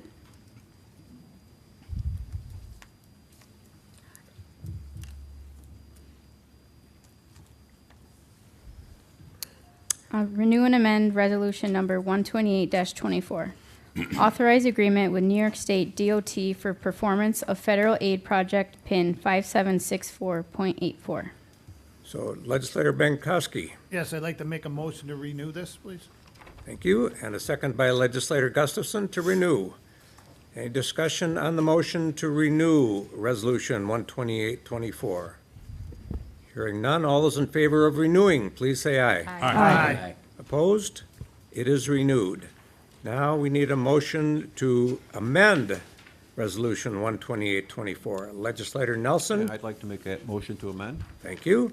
And Legislator Vanstrom, second? Yes. Thank you. Any discussion on the motion to amend Resolution 128-24? Hearing none, all those in favor, please say aye. Aye. Opposed? Carried. Resolutions.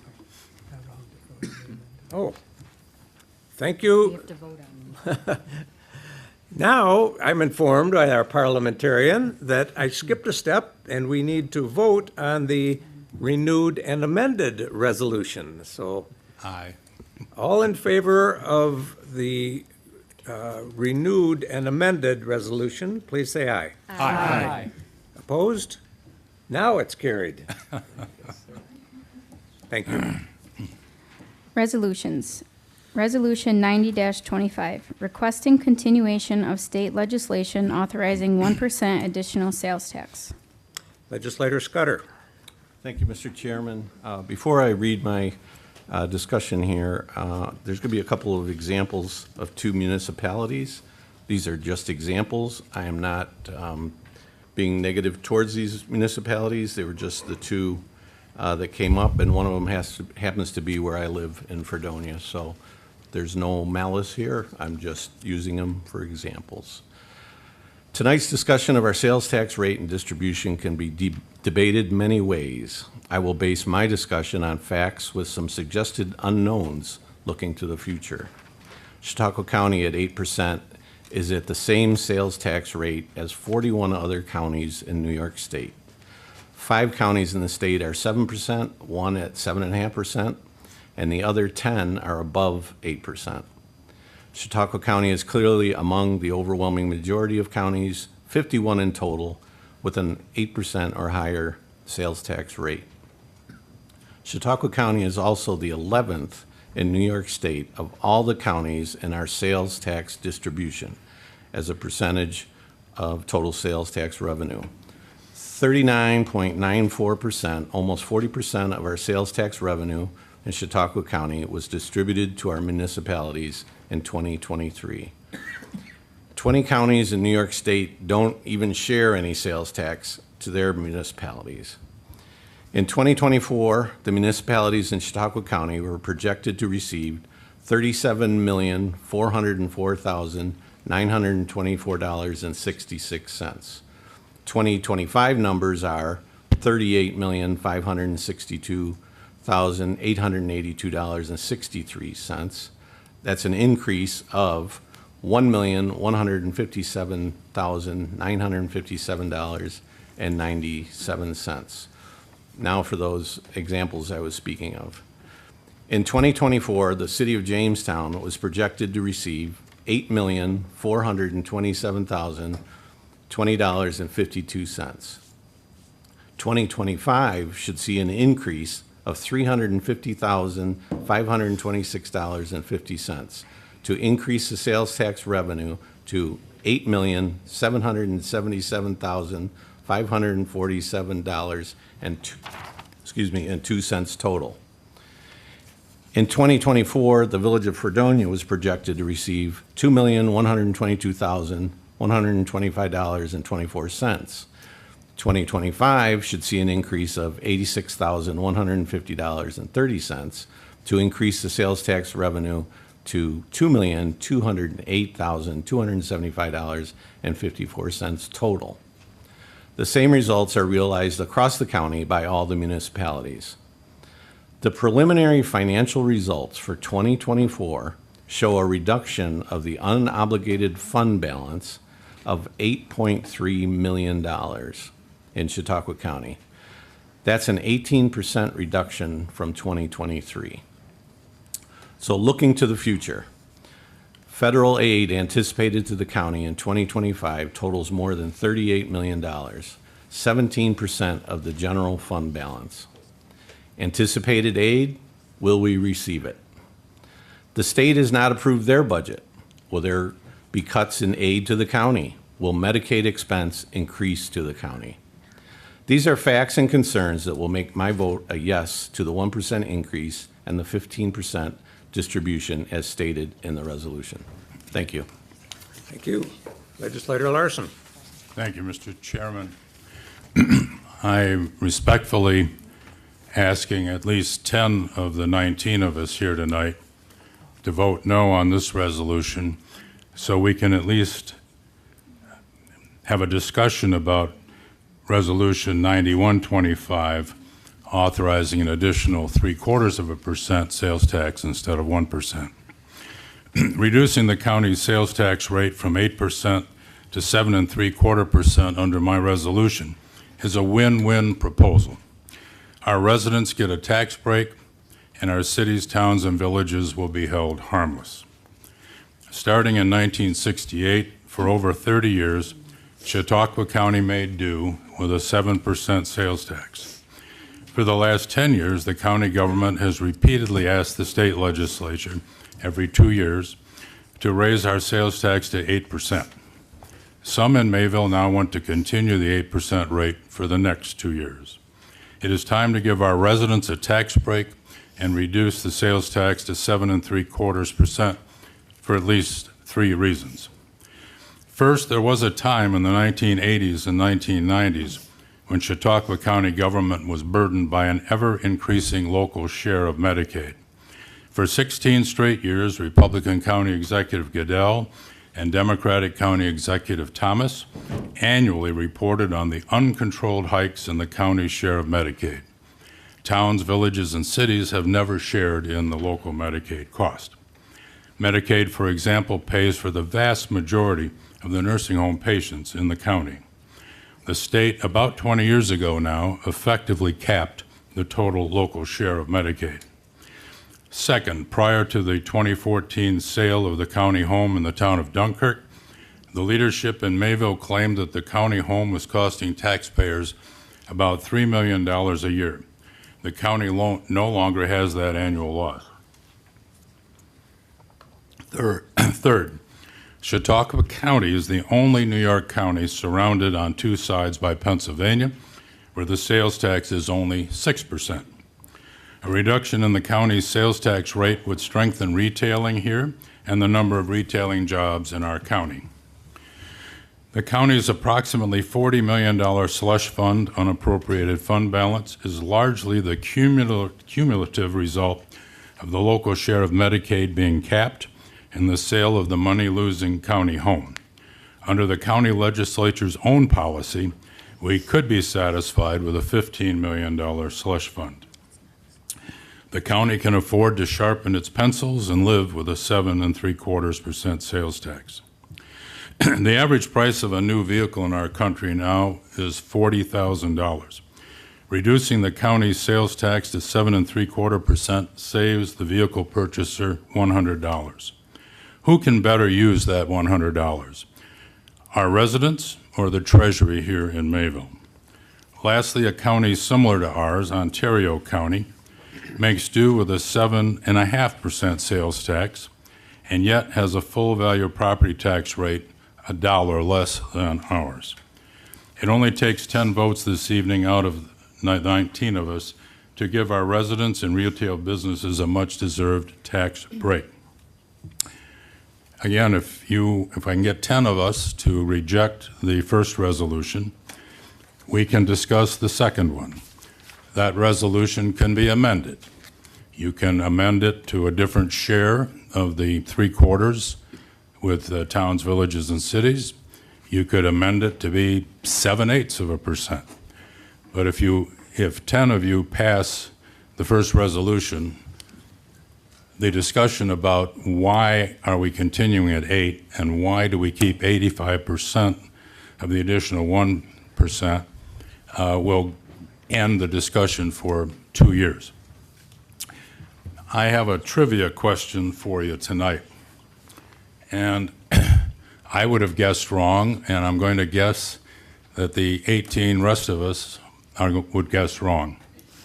True or false? The county's local share of Medicaid in 2024 was less than it was in 2005. And budgeted for 2025, the local share of Medicaid is still less than the county budgeted 20 years ago. True or false? False. Yeah, I would have guessed false. Well, it's true.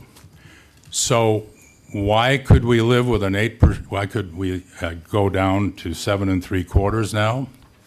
Well, Medicaid costs for this county government in 2005 was $33.5 million.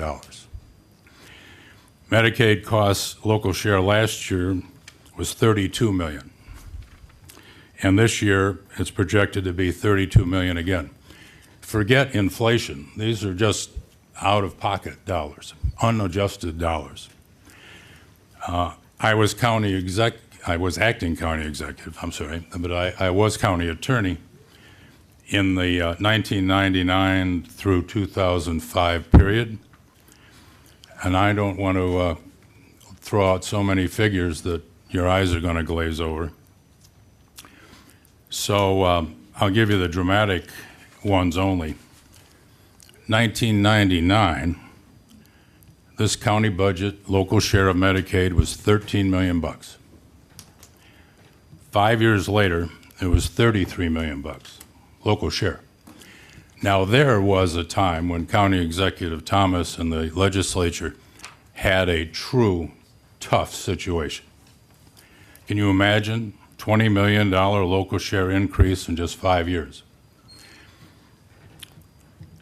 Simple old inflation, forget the inflation for medical costs like Medicaid. That $33 million 20 years ago, today on just the plain consumer price index, we would be paying $56 million as our local share of Medicaid. If the state had not capped Medicaid, we would be looking just on simple inflation at $56 million, not $32 million. So can we afford to sharpen our pencils and reduce the sales tax on our people by 1/4%? Absolutely. The sale of the county home. My fellow county legislator, Terry, still is mad at me for being the deciding vote that night to sell the county home. And I will be, Fred. Till you die. But we're still friends. It was a Republican county executive and a Republican majority legislature that told our legislature, told the public, week after week, month after month, that the county home was costing our county taxpayers at least $3 million a year. So that night I was the deciding vote to sell the thing. After, by the way, the owner had wisely promised to recognize the Civil Service Employees Association at the county home, that would be private. That was an important factor for me. So assuming our leaders were telling the truth back in 2014, that we were looking at an annual $3 million loss, we've had a cumulative savings these 11 years of $33 million on not being responsible for a county home anymore. So Medicaid costing this budget less than it did 20 years ago. With the county home $3 million local tax loss off the books now for 11 years, we can afford to give people a break when they go buy a car or a $1,200 nice GE refrigerator, freezer, or whatever. We can give our retailers a break who compete against Pennsylvania with its 6% sales tax. The last thing, Mr. Chairman, I'm going to walk you through very quickly. What is the recent history of this 8% sales tax business? Well,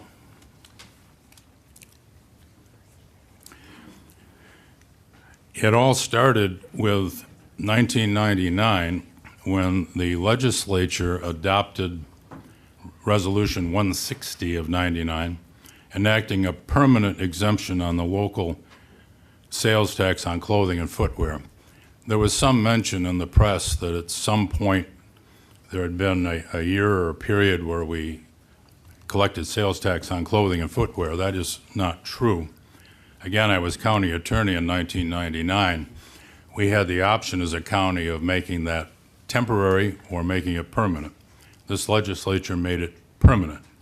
So we've had 26 straight years of this county being the only one within 150 miles of here that exempted clothing and footwear from local sales tax. That's something for that legislature and executive back in '99 to be very proud of. You think of the families over those 26 years buying clothing and footwear for their kids going back to school, and we're the only county within 150 miles of here that doesn't charge them local sales tax. Again, we're surrounded on two sides by Pennsylvania. When we went to no sales tax on clothing and footwear, Penny's closed their Warren Mall store and went into the Chautauqua Mall. Because when we charge sales tax on clothing and footwear, and most people here in the room tonight know Pennsylvania charges nothing. We had the Warren Mall, most of its shoppers were from Chautauqua County, not from Warren. So eliminating our sales tax on clothing and footwear brought a lot of retail into Chautauqua County and retail jobs. In 2007, this legislature passed a resolution requesting a reduction of the additional sales tax of 1% down to 0.75%. I believe that our state assemblyman at the time, Bill Parment, wanted to only carry a 0.75% add-on, not 1. So that was 2007 for the next 2 years. We charged 0.75%. This is not ancient history, at least not to me, in 2007. 2009, the legislature, every 2 years, right, we have to ask for additional sales tax. 2009, this legislature requested a continuation of the 0.75%.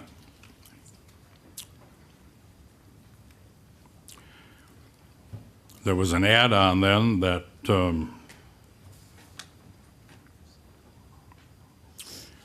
for December of 2010 through November of 2011, our county sales tax was reduced to 0.5%, with sharing it with cities, towns, and villages. Things changed politically in 2010 around here, and in 2011, this legislature went back and requested the 1% add-on instead of 0.75%, and established what's gone on through now. Only 15% of that goes to the municipalities, 85% has stayed with the county. So it's not a radical idea to have a 0.75% sales tax rate. We had it starting in 2007, 8, 9, and 10. Again,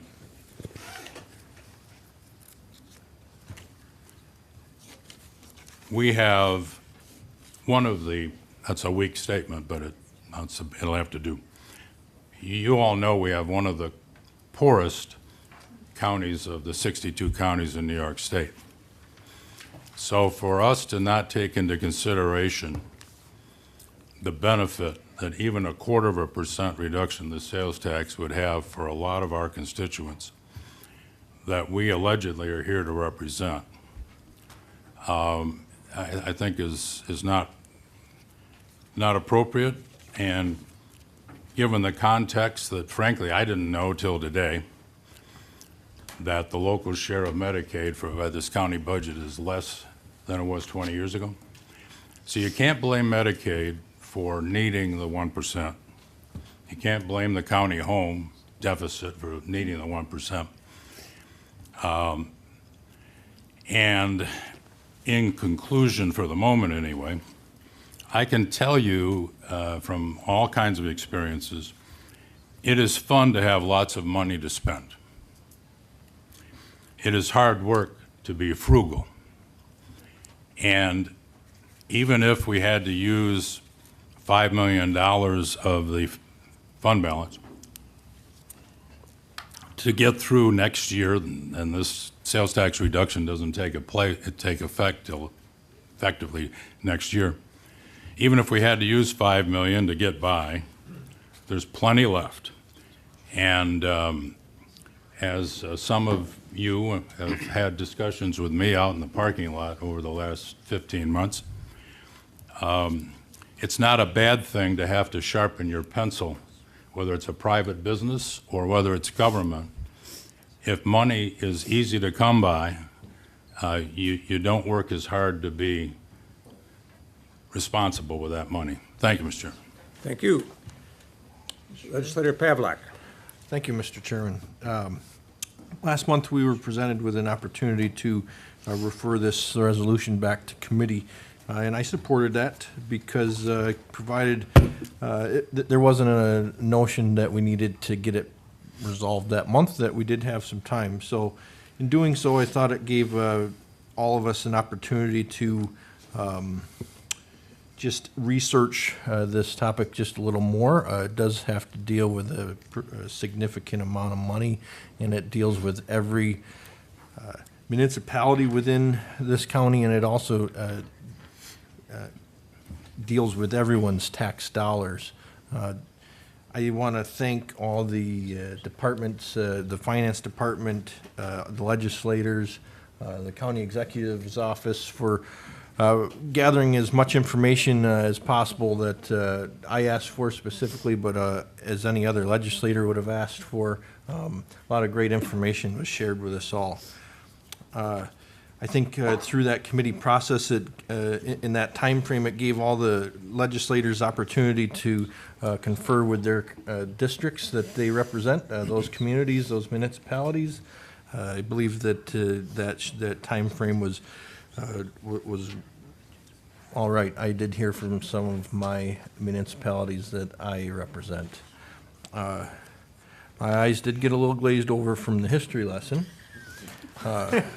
We, have to look at today and what is best for the county today and what the percentage is that we need. And I think that we did discuss that in pretty good detail in the committee that it was referred back to. We listened and we researched and we tried to make the best decision. The county is faced with some quite a few unknowns. We are blessed to have a decent fund balance that enables us to be able to cover those expenses that are unknown. We have experienced quite a few this year. Our Health and Human Services Department itself is, again, an area of concern in this year's budget. There's some areas of concern that with some state or federal funding that could come through, debatable what's going to happen with Medicaid. We don't know.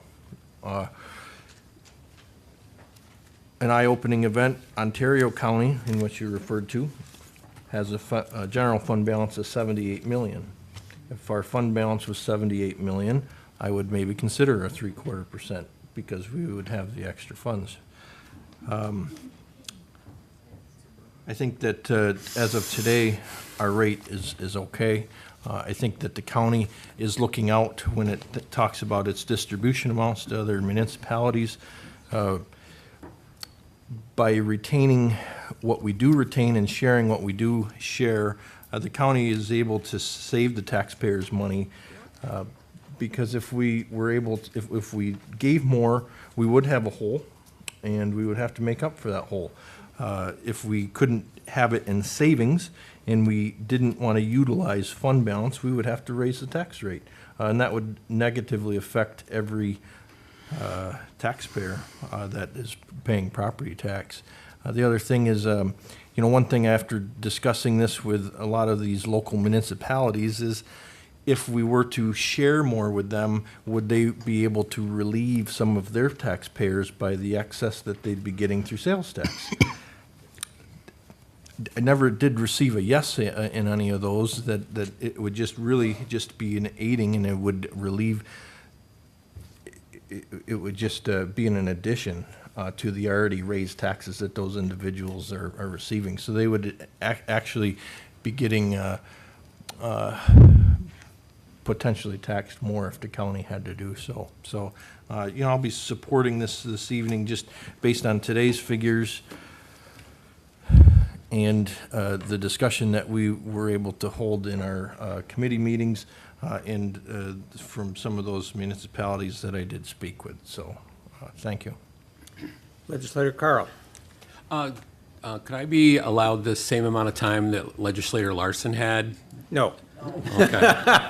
Well, then I'll be brief. I think it's a great job that the county has done in creating the fund balance that you have, whether it's the investments and the good ideas and the way we've managed projects over the years. I mean, it's all before my time here. But I see how easily we cover budget overages.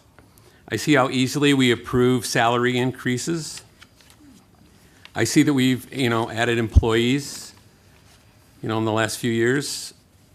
We move forward on projects prior to, the grants and the funding, especially now in this time. I agree, Dan, that, we really don't know what money we're going to get. So I would like to be cautious, but I think we need to send a message to our residents and the businesses of Chautauqua County that we are with them.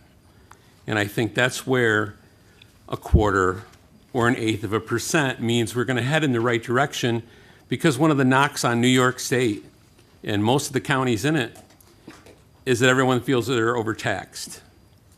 And I think that if we want to say we're open for business, we're business supporting, and we're looking out for the tax dollars that, these sales taxes come from the people who we represent. And what better way to say thank you and to move us forward in a positive direction than possibly sending them a signal that, yes, we're looking at it, and we can make a reduction, and then be more fiscally responsible with our budgeting going forward, and have to make some hard decisions and sharpen our pencil when necessary. So I'll be voting against the 1% and looking for another option. Thank you. Thank you. Legislator Gustafson. First of all, I'd like to commend Legislator Scudder on effectively highlighting how this revenue source supports essential projects and enhances the quality of life, attracts businesses, and sustains growth in Chautauqua County. Given the uncertainty around unforeseen financial obligations, securing a consistent funding through sales tax is a prudent approach. In addition to providing our cities and towns and villages funding, unlike 21 other counties in New York State, Chautauqua County also holds our local municipalities harmless with their property tax levy. So if their property tax increases result in residents not paying their property taxes, we make them whole, an unforeseen expense. The sales tax helps allow Chautauqua County to absorb the unbudgeted expenses without increasing our property tax rates. And I believe Legislator Scudder did a great job of outlining those other expenses, and I will be supporting the 1% increase. Thank you. Legislator Nelson. Thank you, Mr. Chairman. I do hope we get a chance to vote on Resolution 91 and discuss that and the possibility of even amending it.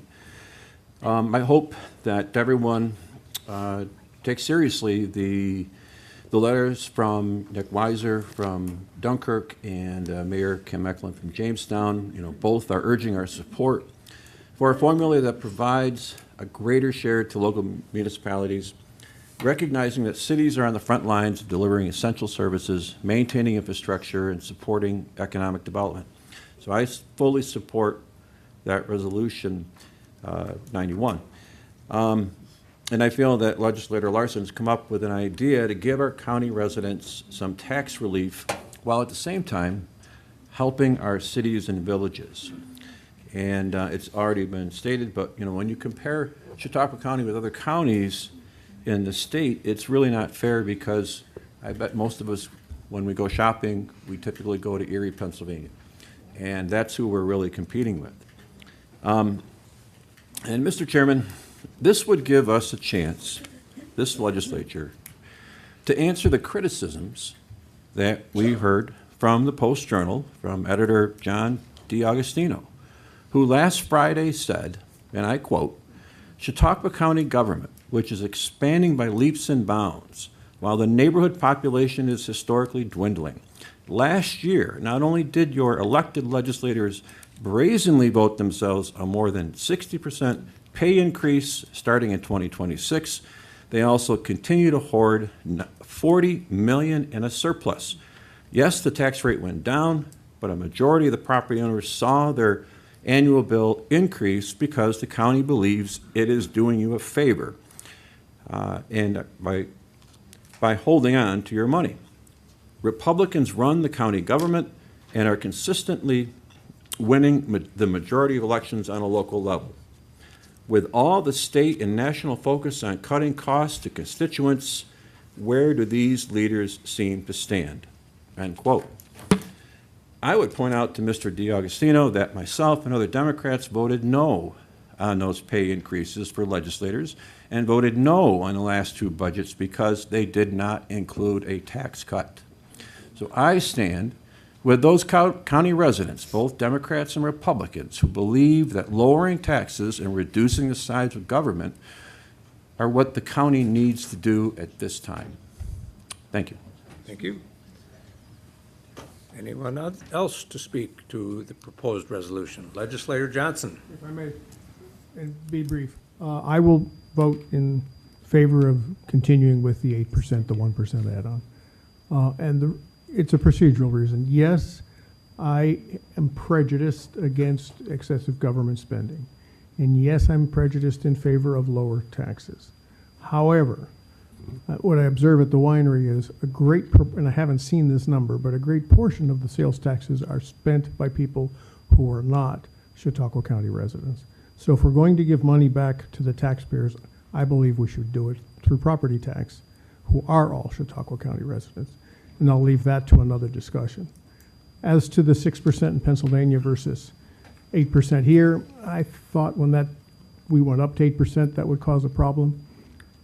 You know, I talk to people at the winery all the time. They're coming down the wine trail from 6% Pennsylvania to 8% New York. Do I hear any squeaking? No. Are my sales per customer up a lot? Yeah. Maybe it's because our wines are so good, but, you know, I just don't think that's a big issue. So I would vote to go forward with the status quo, but I would like to be quite aggressive on the next budget season about expenditures. Because there's two ways to rein in government.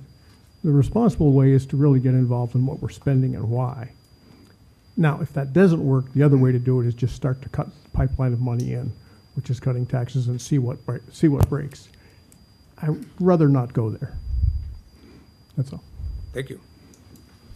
Legislator Anthony. Mr. Chairman, I would like to point out that I agree with Mr. Johnson about, I feel that lowering our property taxes would beneficially help the citizens of Chautauqua County before we take sales tax away. That directly goes back to the county taxpayers. But I do feel that we as legislators are here to do what's best for the county taxpayers, and within my district alone, going to 7.75% sales tax would lower the estimated distributed amount by nearly $439,873 based off the estimated numbers we have for 2025, which would be drastic for the towns and the local budgets, and let alone our taxpayers who fund that local budget. And I would like to note that 2 years ago, this resolution, which was Resolution 238-23, was voted unanimously with one person absent who was a Republican. And that meeting was August 23rd, 2023. And secondly, the Medicaid share at that time, or prior, was split 50-50 prior to 2010. At this day, it currently sits at a 71% to 29% ratio, at the county taxpayers paying 71% of that, with no choice from the state. The issue that I have at hand right now is when this resolution was tabled last month, it was tabled to go back to committee to redistribute funds to go back to municipalities, and now we're looking to lower it by 0.25%, which, I mean, look at the numbers. It takes money away from the county taxpayers, no matter how you look at that. But, you know, long story short, I will be voting for the 1% because numbers across the board just don't make sense to lower this right now. Thank you. Thank you. Legislator Nebel. Yes, Mr. Chairman, there's a number of factors that go into the fund balance besides the sales tax. For one, we have a legislature that has been very conservative in our approval of county budgets. We have a county executive who has brought a fiscal conservative philosophy to county government, and this is filtered down to department heads. We have department heads who realize that the money in their budgets come from county taxpayers. They spend that money that they have in their budgets prudently. We have an outstanding finance department in Kitty, Jennifer, Blake, and the rest of the people in the finance department who have invested county funds wisely and have received awards for those investments. Our healthy fund balance has resulted in one of the highest bond ratings that we have had in years. Also, we have a mortgage tax, which we also share with local municipalities, which contribute to our fund balance. Now, all of these are things that contribute to the fund balance besides the sales tax. But really, there's a lot of uncertainty. As Legislator Scudder mentioned, we don't know what our sales tax will be this year or our mortgage tax. We don't know what's happening with state or federal funds. And look, because of this uncertainty, I will not vote to lower our sales tax or change its distribution at this time. The time to talk about reducing taxes is really 6 months from now when we look at our 2026 budget. Thank you. Thank you. Legislator Nelson. Or Larson. Larson. Our I didn't do that on purpose, honestly. Admiral Nelson. It's fine to hear a different analysis, but it's not good to have a complete misunderstanding or misrepresentation of my resolution.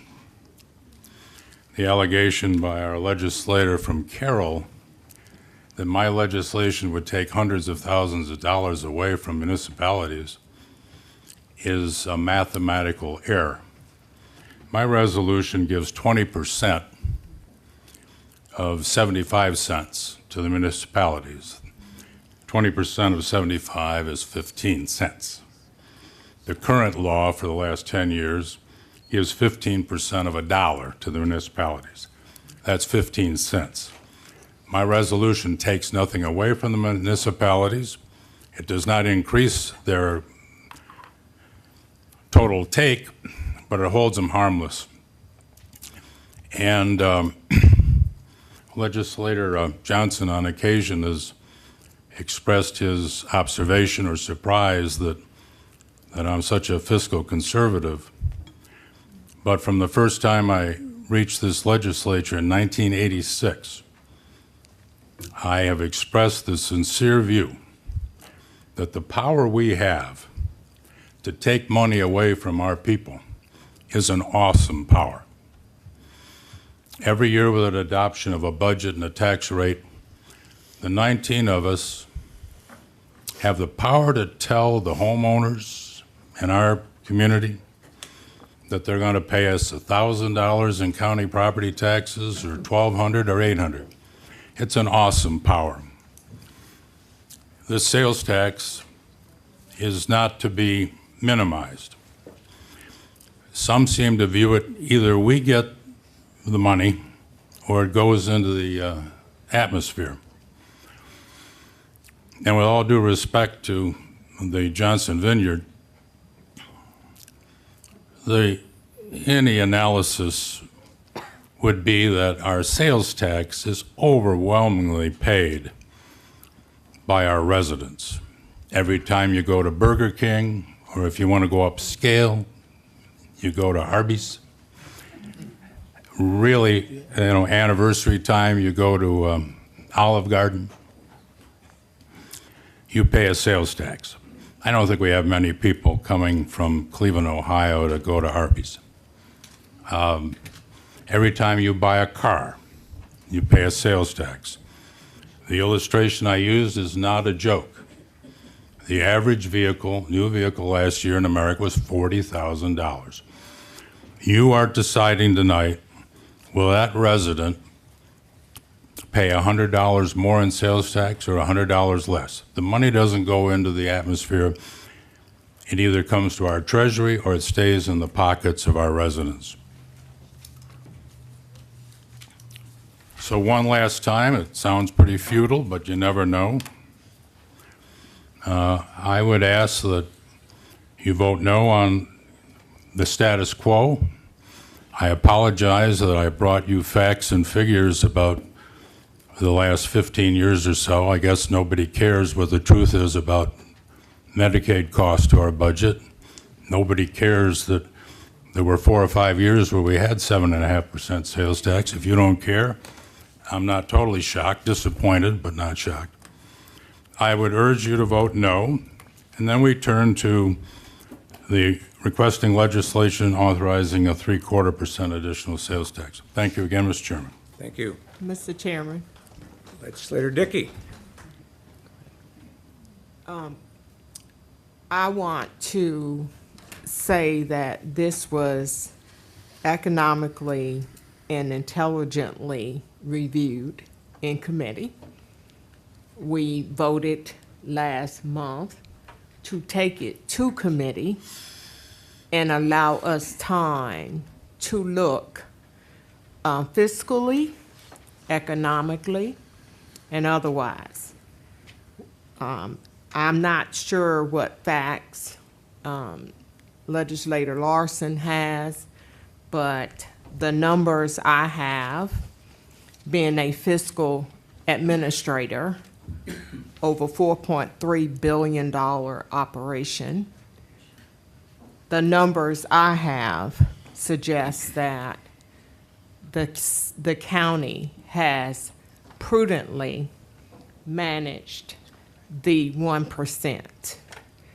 The towns and municipalities will need to remain steady with their proportionate share, and based on the populations of the municipalities, they are receiving their proportionate share.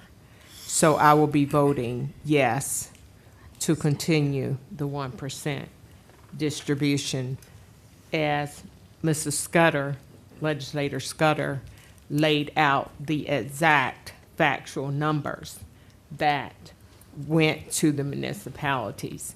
And our city residents are receiving tax breaks year over year. History does matter, but we are in a volatile time, and we must look at the current situation that we have at Chautauqua County. Thank you, Mr. Chairman. Thank you. Anyone else?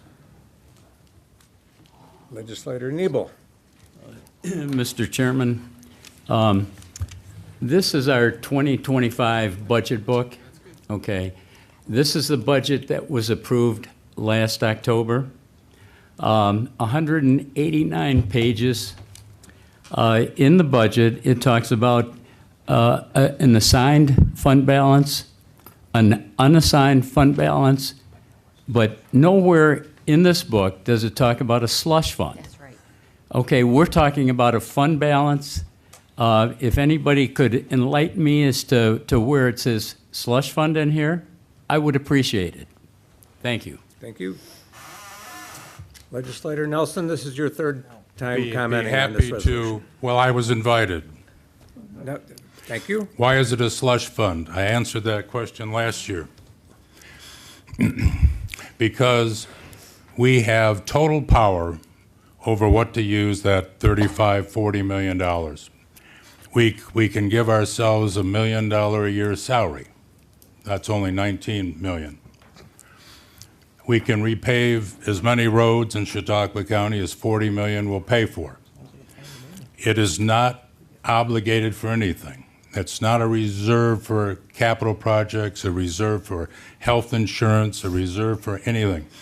When it says unappropriated or unallocated fund balance, it means literally that, Mr. Legislator Nebel. There are no strings attached. I would call that and have a slush fund. I put in my written statement, parentheses, unappropriated fund balance. But the average person working at Wells or working at Cummins will much better understand my calling it a slush fund than an unappropriated fund balance, and I'll stand by that characterization, and that's all I got to say. Thank you. Mr. Chairman, rebuttal. This is your third time. Mr. Larson, check page 53 of the budget book. It says fund balance. Thank you. Can we vote? I'd like to call the vote. Anyone else for comments on Resolution 90-25? Hearing none, would the clerk please call the roll? Mr. Anthony? Yes. Mr. Bankowski? No. Mr. Buchanan? No. Mr. Carl? No. Mrs. Dickey? Yes. Mrs. Gustafson? Yes. Mr. Harmon? Yes. Mr. Heiser? Yes. Mr. Johnson? Yes. Mr. Landy? Yes. Mr. Larson? No. Mr. Nelson? No. Mr. Nebel? Yes. Mr. Pavlock? Yes. Mr. Penhollow? Yes. Mr. Proctor? Yes. Mr. Scudder? Yes.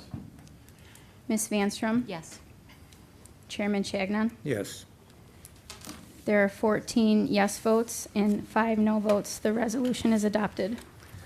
Okay, so since Resolution 90-25 has been adopted, proposed Resolution 91-25 is out of order, so we will move now to Resolution 92-25. Resolution 92-25, confirm appointments, Traffic Safety Board. Are there any comments or questions on the resolution? Hearing none, all those in favor, please say aye. Aye. Opposed? Carried. Resolution 93-25, confirm reappointment, Chautauqua County Industrial Development Agency. Are there any questions or comments on the resolution? Hearing none, all those in favor, please say aye. Aye. Opposed? Carried. Resolution 94-25, authorize lease agreement with Jamestown's Rental Properties LLC. Are there any questions, any comments on the resolution? Hearing none, all those in favor, please say aye. Aye. Opposed? Carried. Resolution 95-25, authorizing public hearing regarding a potential application for 2025 Community Development Block Grant funding through the New York State Office of Community Renewal and the uses of said funding.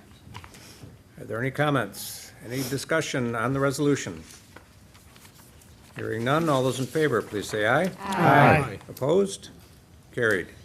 Resolution 96-25, authorize public hearing regarding 2025 agricultural district inclusions. Any questions or comments on the resolution? Hearing none, all those in favor, please say aye. Aye. Opposed? Carried.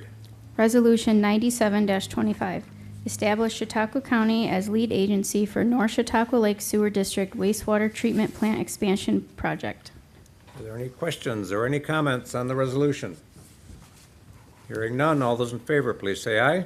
Aye. Opposed? Carried.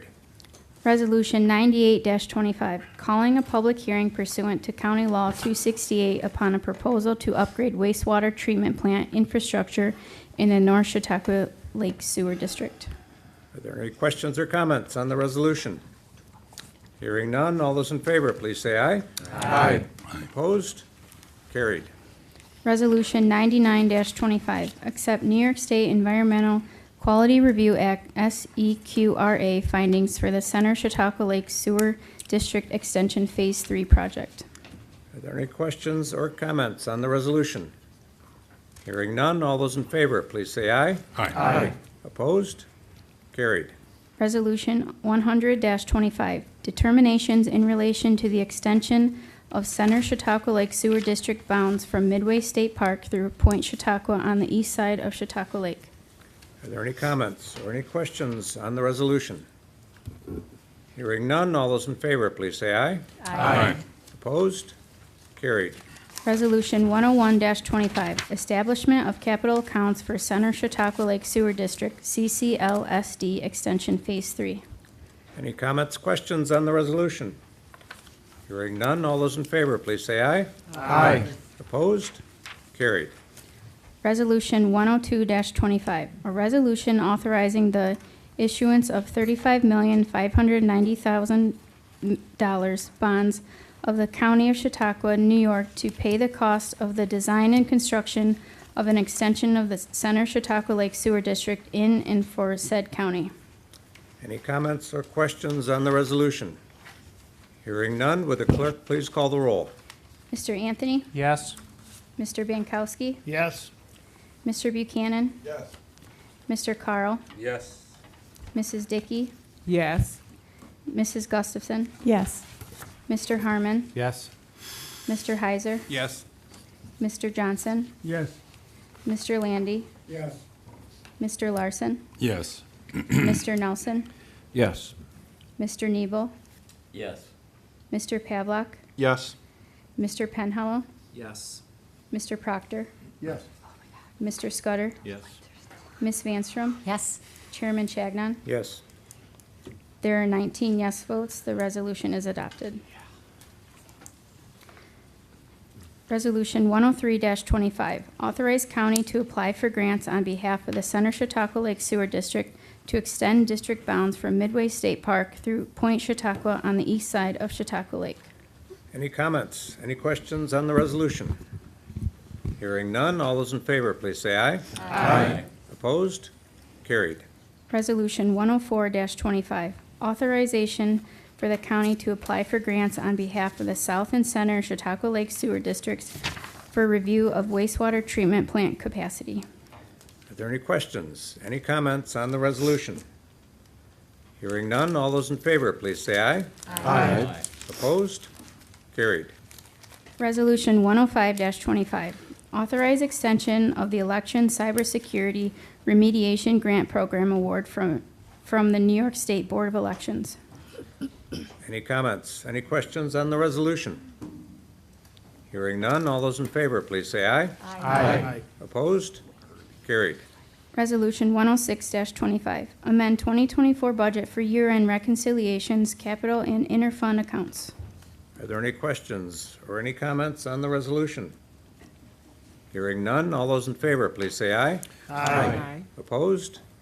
Carried. Resolution 107-25, amend 2024 budget for year-end reconciliations, Department of Mental Hygiene and Social Services. Are there any comments or questions on the resolution? Hearing none, all those in favor, please say aye. Aye. Opposed? Carried. Resolution 108-25, amend capital project accounts, Jamestown Community College. Are there any questions or any comments on the resolution? Legislator Pavlock. Thank you, Mr. Chairman. Throughout the past history, you've asked that committees can report on some positive notes of work that they've done throughout this last month. Last month, we met with Jamestown Community College in regards to capital projects. The county, all of our tax bills within this county, a pretty good portion of our tax bill has to do with community colleges. It's an important relationship that we've developed there. County is it's great to have the community colleges within our county. They promote a lot of different things. We wanted to establish some good information around how the projects work. We learned some of the projects that they're faced with, some of their budget concerns, and overall it was a good meeting and has brought out some good rapport. Just as a way that we were able to reach out with one of our community partners and just learn more about what they do and how they do it, and if we could help in any way. So it was a good meeting and brought out some good conversation, and I felt that it was a good, prudent way to review our taxpayers' dollars that they're collected through the county tax system for JCC and the community college. So thank you. Thank you. Any other comments or questions on the resolution? Hearing none, all those in favor, please say aye. Aye. Opposed? Carried. Resolution 109-25, amend 2025 budget, district attorney. Any comments or questions on the resolution? Hearing none, all those in favor, please say aye. Aye. Opposed? Carried. Resolution 110-25, authorize acceptance of New York State OASAS 2025 funds for substance use disorder prevention and treatment. Are there any questions or any comments on the resolution? Hearing none, all those in favor, please say aye. Aye. Opposed? Carried. Resolution 111-25, authorizing standardization of Viking detection PB200E XRF lead paint analyzer. Any questions, any discussion on the resolution? Hearing none, all those in favor, please say aye. Aye. Opposed? Carried. Resolution 112-25, designate Chautauqua County as lead agency responsible for state environmental quality review, SEQR, of state-funded snowmobile trail modifications for 2025. Are there any questions or comments on the resolution? Hearing none, all those in favor, please say aye. Aye. Opposed? Carried. Resolution 113-25, urging the New York State Department of Environmental Conservation to pause implementation and reverse the freshwater wetlands regulations. County Executive, did you have something you'd like to share with us on this resolution? Yes, I would. First of all, as a member of NISAC's Board of Directors, this is something I brought to the board in December of this year. In Chautauqua County, we focus on Chautauqua Lake and that body of water. If you go outside of Chautauqua County, Onondaga County, Orange County, Sullivan County, Westchester County, they face a different set of circumstances. What NISAC did unanimously in their most recent legislative conference was to pass this resolution unanimously, asking the governor to reverse the implementation of the wetlands district. We're focusing on Chautauqua Lake, a navigable body of water. The intention of the wetlands is not to preserve and focus on the lake. We understand that some in public have said we need to focus on wetlands and adjacent areas to prevent flooding. Understandably so. If the lake floods, does it go into somebody's water retention for flooding? So, again, NISAC has supported this endeavor. It's going to the governor's office. There are several unknowns to this resolution, actually to this law that was never implemented responsibly. Again, we need to take a good look at this. It has been gaining traction. When Senator Borrello's resolution first was enacted, it was 1,000 acres as the benchmark for navigable body of water. Assemblyman Molitor said that has been reduced to 150 acres. So obviously, we know that the concern is growing across New York State. So I would ask the legislature to support this resolution going forward as to understanding the implications as to what exactly these wetland regulations will impose on our county residents. Thank you. Thank you. Questions and comments? Legislator Nelson. Thank you, Mr. Chairman. I fully appreciate the concerns being expressed by many members of our community about the wetlands regulations, and whether your legislative district borders one of our 5 lakes or not, I think we all agree that our lakes are environmental and recreational treasures that are economically critical to Chautauqua County. However, the resolution states that while the protection of New York's freshwater wetlands is an essential goal, it must be balanced with the needs to support local governments, economic development, and affordable housing in a manner that does not disproportionately burden the taxpayers. I feel that calling on the DEC to reverse the proposed regulation tips the balance away from the essential goal of protecting New York's environment in favor of economic development. We don't have to subscribe to the view that the economy and the environment are always on opposing sides. Protecting the environment can ultimately benefit the economy by enhancing the quality of life and attracting businesses seeking clean environments. By safeguarding the environment, we can attract tourists seeking outdoor activities like fishing and boating. Clean air and water protected by the DEC can increase property values in a region and benefit real estate markets. So I am voting no on the resolution to pause implementation and reverse the freshwater wetlands regulation, and would encourage our legislature and community members to work with the DEC to protect our lakes and all of our natural resources. Thank you. Thank you. Any other questions or comments on the resolution? Hearing, Legislator Carl. Thank you, Mr. Chairman. Is there a particular piece of property in our county that is being inhibited by wetland development that makes this an issue for us?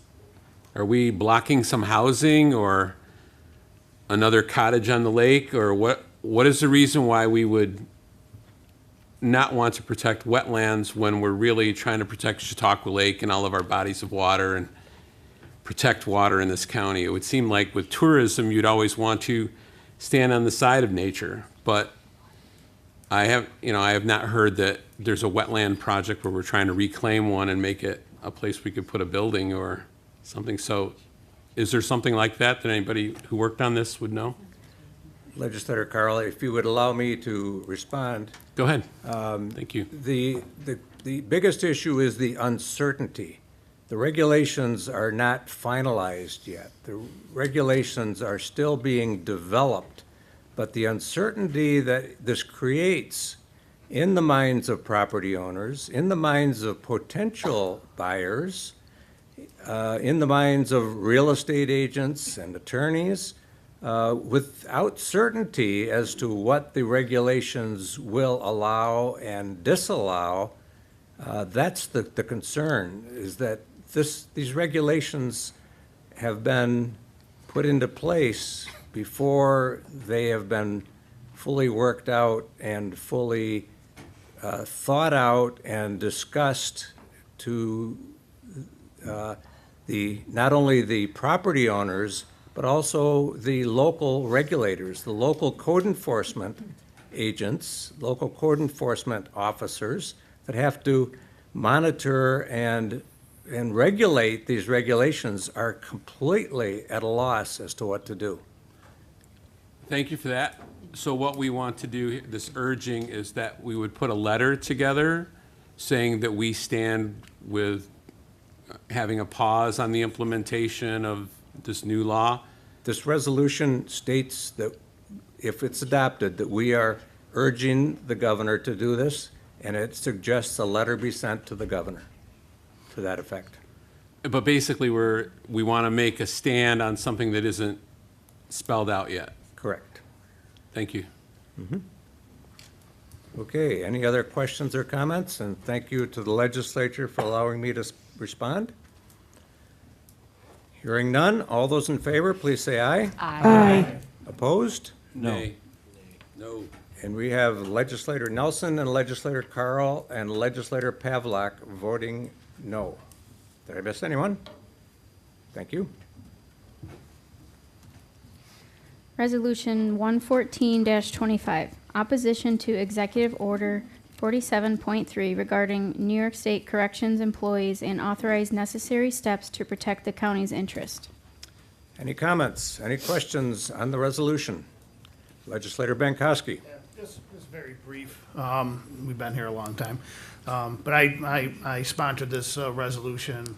I believe that the governor has overstepped her bounds.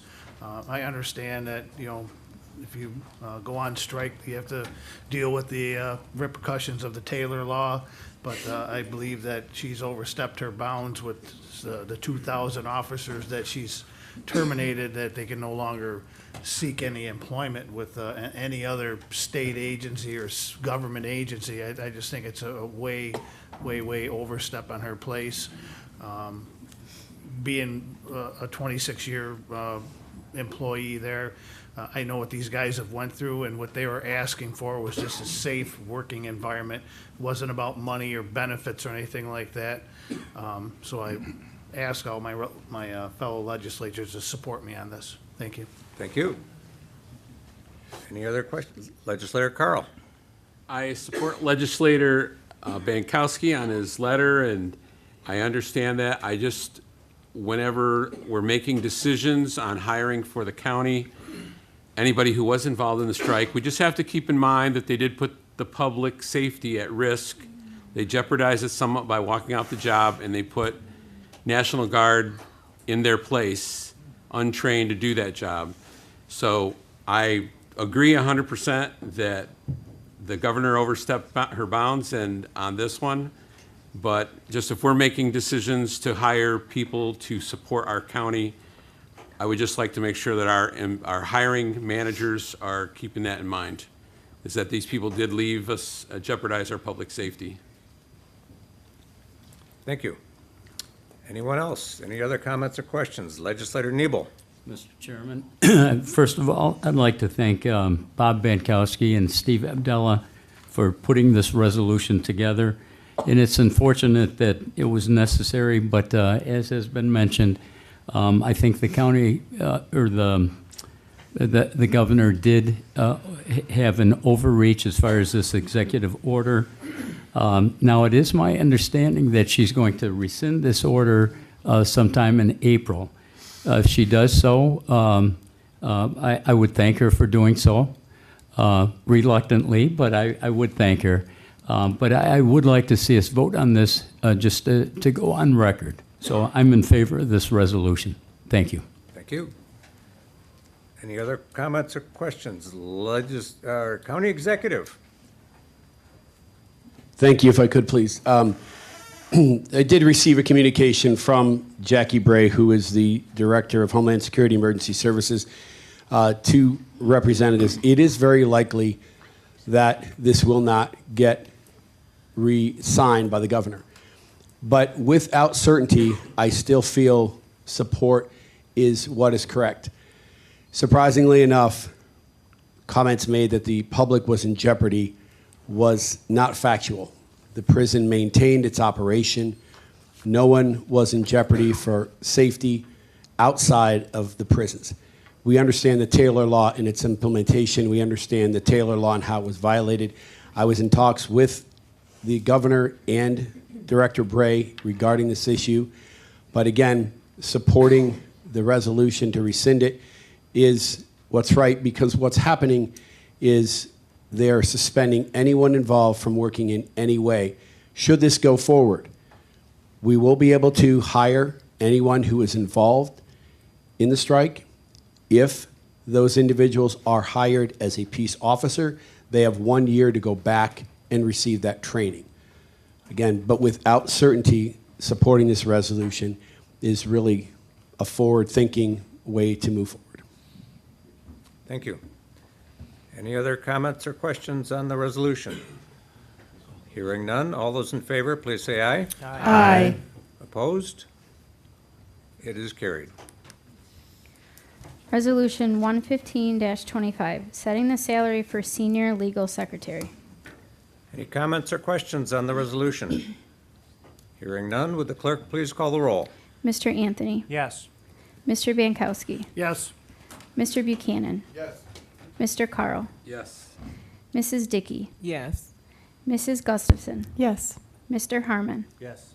Mr. Heiser. Yes. Mr. Johnson. Yes. Mr. Landy. Yes. Mr. Larson. Yes. Mr. Nelson. Yes. Mr. Nebel. Yes. Mr. Pavlock. Yes. Mr. Penhallow. Yes. Mr. Proctor. Yes.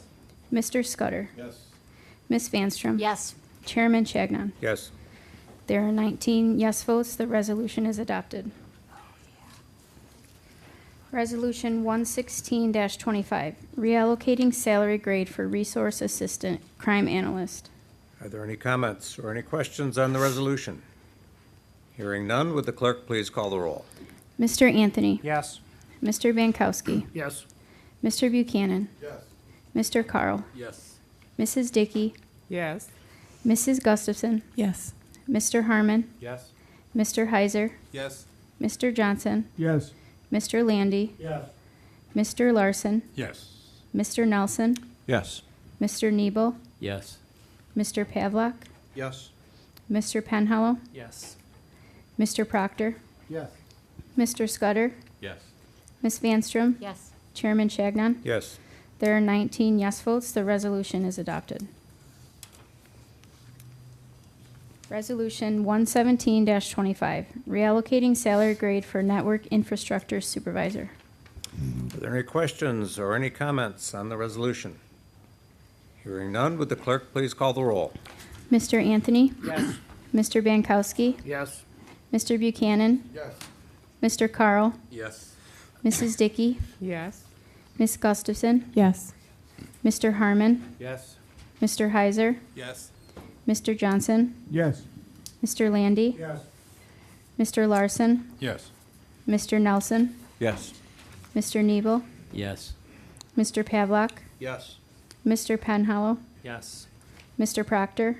Yes. Mr. Scudder? Yes. Ms. Vanstrom? Yes. Chairman Chagnon? Yes.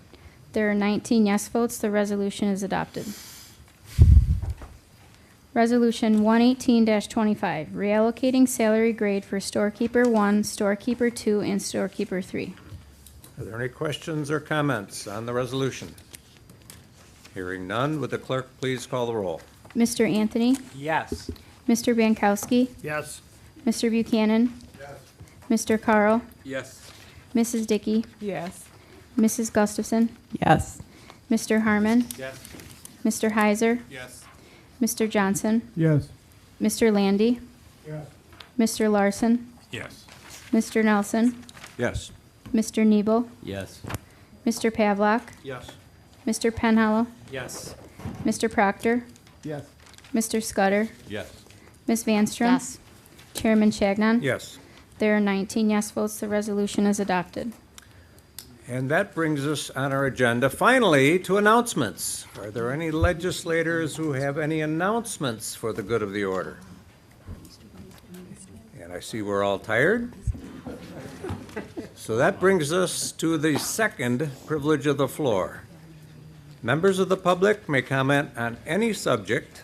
A member of the legislature may speak on any subject. Individual comments are limited to 3 minutes, and comments representing a group shall be limited to 5 minutes. Is there anyone wishing to address the second privilege of the floor? Please, to the microphone. My name is Susan Kalfas. I live on Baker Street Extension in Jamestown. As members of the Chautauqua County Legislature, you have taken an oath to defend the constitutions of the United States and the state of New York. The United States Constitution is now under attack and in crisis due to the illegal actions of the Trump administration. I'm here tonight to ask you, as our elected legislators, to not only defend the United States Constitution and in doing so, the people of our county, you also need to go on record opposing the drastic and ruthless cuts to our social safety net being implemented by the Trump administration. United States Census estimates tell us that there are 7,594 veterans in Chautauqua County. Are you okay with the drastic cuts to the VA and the veterans' benefits? United States Census estimates indicate that there's 16.7% of individuals in this county who live below the poverty line. Are you okay with the drastic cuts to Medicaid, Medicare, Social Security, funds for federally subsidized housing, for education, the CDC, the EPA, and the list goes on and on? No one in our county will go untouched by these ruthless and inhumane assaults.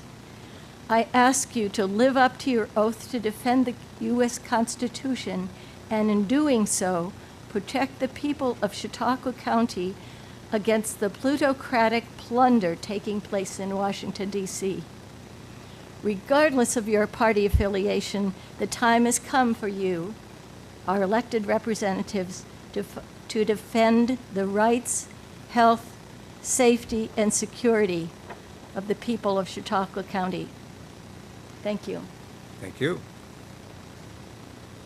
Anyone else wishing to address the second privilege of the floor? My name is Susan Baldwin. I live in the village of Villanova, and I'm here again to complain about my electric bill. Monthly bills are ridiculous.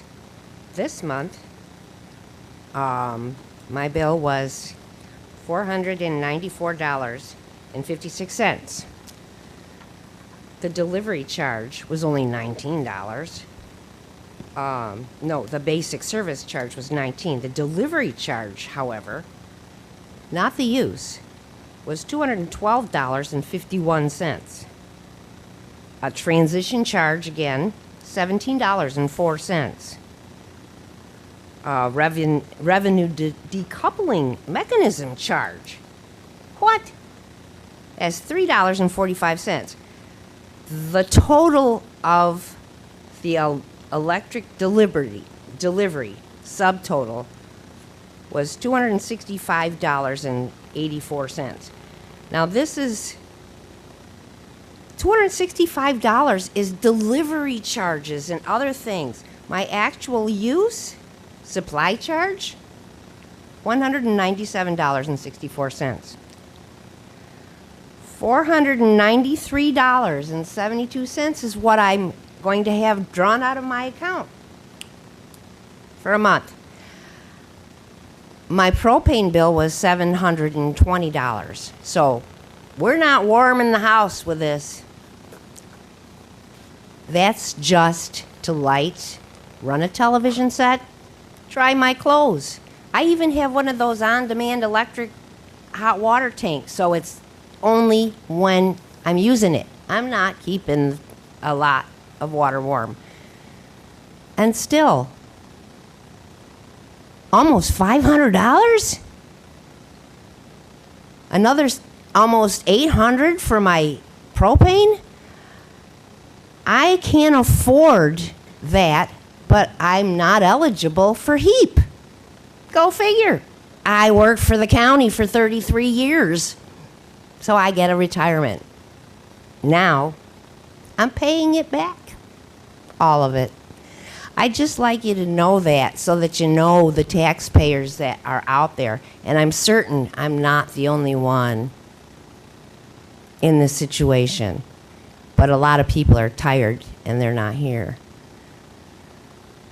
Just so you know. And then those tariffs, did you notice? We're getting how much from Canada now? I live under the turbine. In fact, so does all of Villanova. Cassadaga Wind, my son lives there. My daughter lives in the ones in Villanova as well. So anyways, the turbines are definitely not helping. And Canada is definitely not helping. And certainly, I can't wait to see what's going to happen in April if this is my March bill. Have a great day. Thank you. I'm going to go home and turn off my lights. Thank you. Anyone else? Good evening again. I'm John Jablonski, Spruce Street, Lakewood, New York. I'm speaking on behalf of the residents of Chautauqua County, regardless of party, who are extremely concerned that this Trump-Musk billionaire administration is daily violating the Constitution and breaking multiple laws to threaten the freedom of speech and is taking illegal actions against individuals, law firms, and media that were and are lawfully protecting the rights of Americans against illegal acts of Mr. Trump and his team of lawbreakers. Trump and his administration are acting in contempt of judicial actions. Those acting on behalf of this administration are illegally detaining legal residents of the United States. Immigrants are being illegally kidnapped by administration agents, families are being separated, and persons are being illegally deported without due process. If you're an immigrant and you walk into a store and somebody thinks that they don't like the way you look, they can call INS and have you deported just because the storekeeper has accused you of a crime that you had no intent of doing.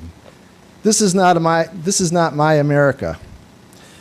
If the Republican Trump administration continues to defy court orders, we are living in a dictatorship, not a constitutional democracy.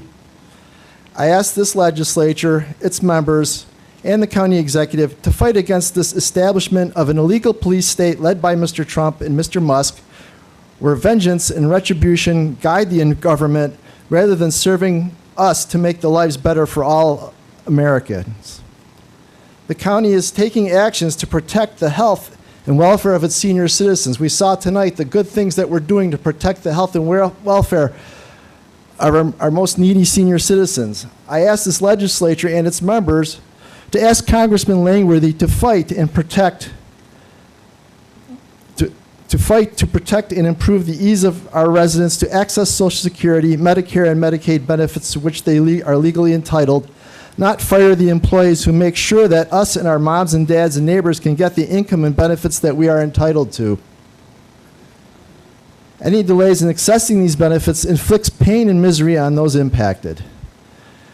We should not have to have 2-hour waits to access these services or talk to an agent at Social Security. We should not have to go in person if you're 90 years old to prove who you are. Those are ridiculous.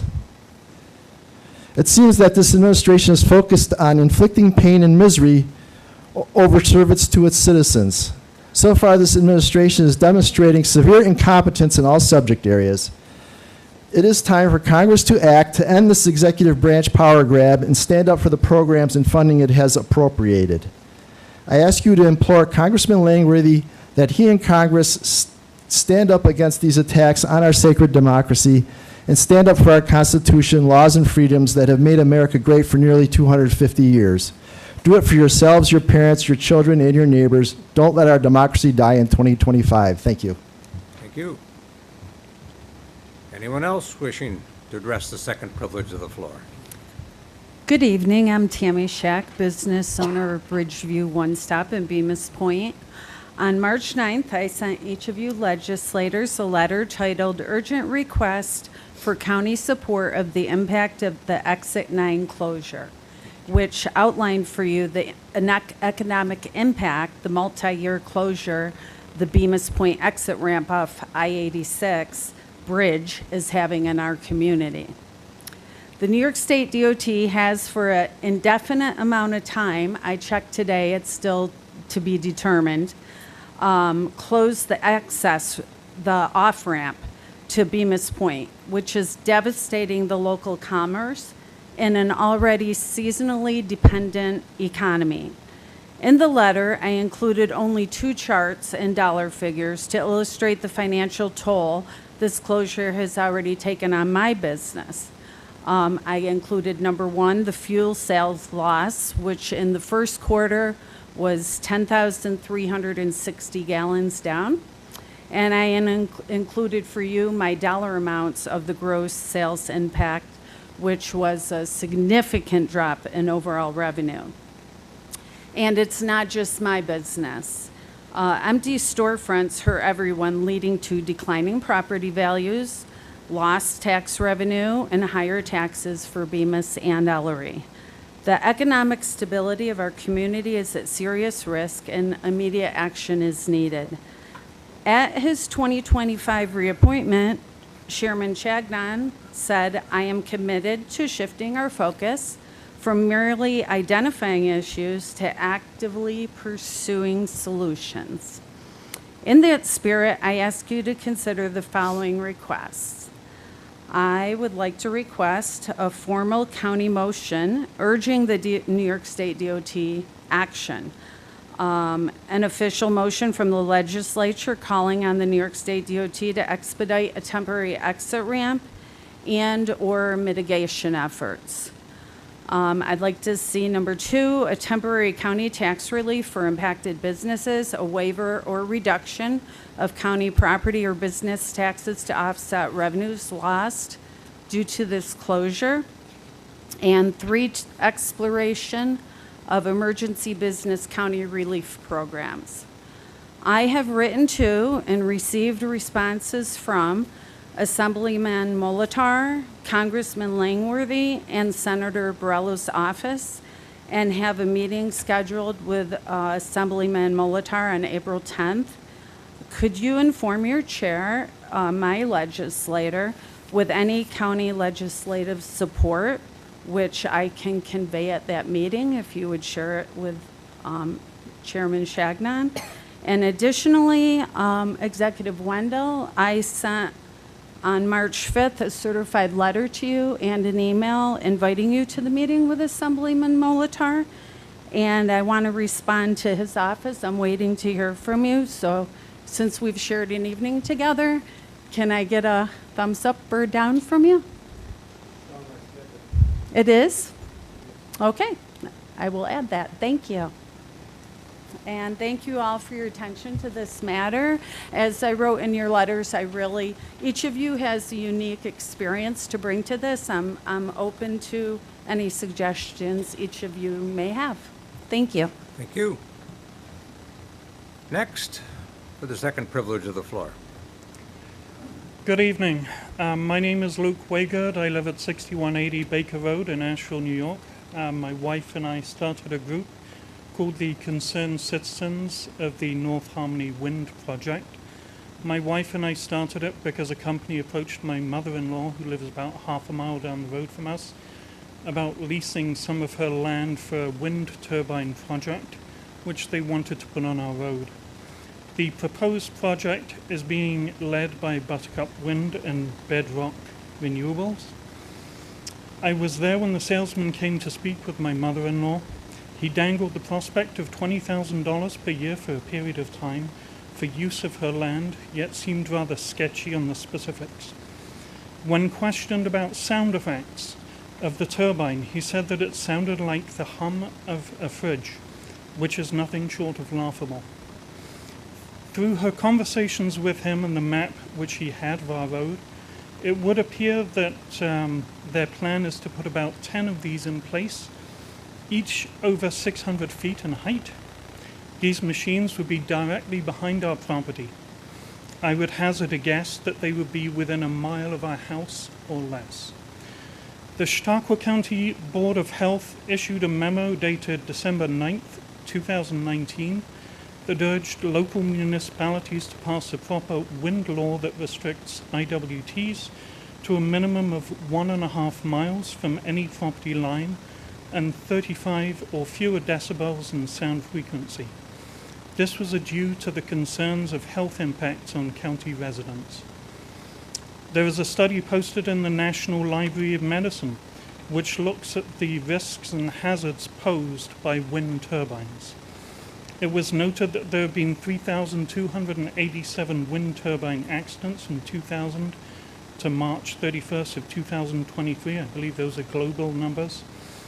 I say reported as the document indicates that the number could be higher, as wind turbines are frequently in remote locations, so may not catch the attention of local media or the local population.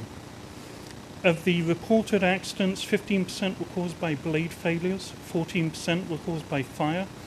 The third most common, at 7%, were structural failures, with fatal accidents occurring 4% of the time. The rest, 60%, were classified as other accidents, but could include such things as environmental damage, including bird deaths, transport, ice throw, human injury, and human health. 90% of the time, a fire results in the wind turbine being destroyed, or at the very least shut down for a period of time for repairs. It has been recorded that blades have flown up to a mile away, and blade pieces have gone through roofs and walls in buildings in Germany. Thank you, I'm representing the group. I've got 2 minutes, right? I thought it was fine for a group. You representing what group? The Concerned Citizens of North Harmony Wind Project. Okay. I'm almost done. Please proceed. It has been recorded that blades have flown up to a mile away, and blade pieces have gone through roofs and wall buildings in Germany, for example. All of this is to say that while we appreciate sustainable energy sources, having something in a rural wooded area is not something we can support. We don't want ice or blades flying. We don't want fires that our volunteer fire department is not equipped to handle. Add to that the risk, if there is a fire, what guarantee is there that it would not decimate the woods around our homes? Further, a wind turbine can use up to 80 gallons of lubricant a year, We don't want the risk of that much potentially going into well or groundwater in the event of a fire or leak. My question is, what can we do to stop them, and how can you help us? These companies clearly have hefty backing, I'm sure thanks to heavy federal and state subsidies, and small towns like ours are outmatched in financial resources to fend off their predatory advances into our neighborhoods. Thank you for the opportunity to speak. Thank you. Thank you. Anyone else wishing to address the second privilege of the floor?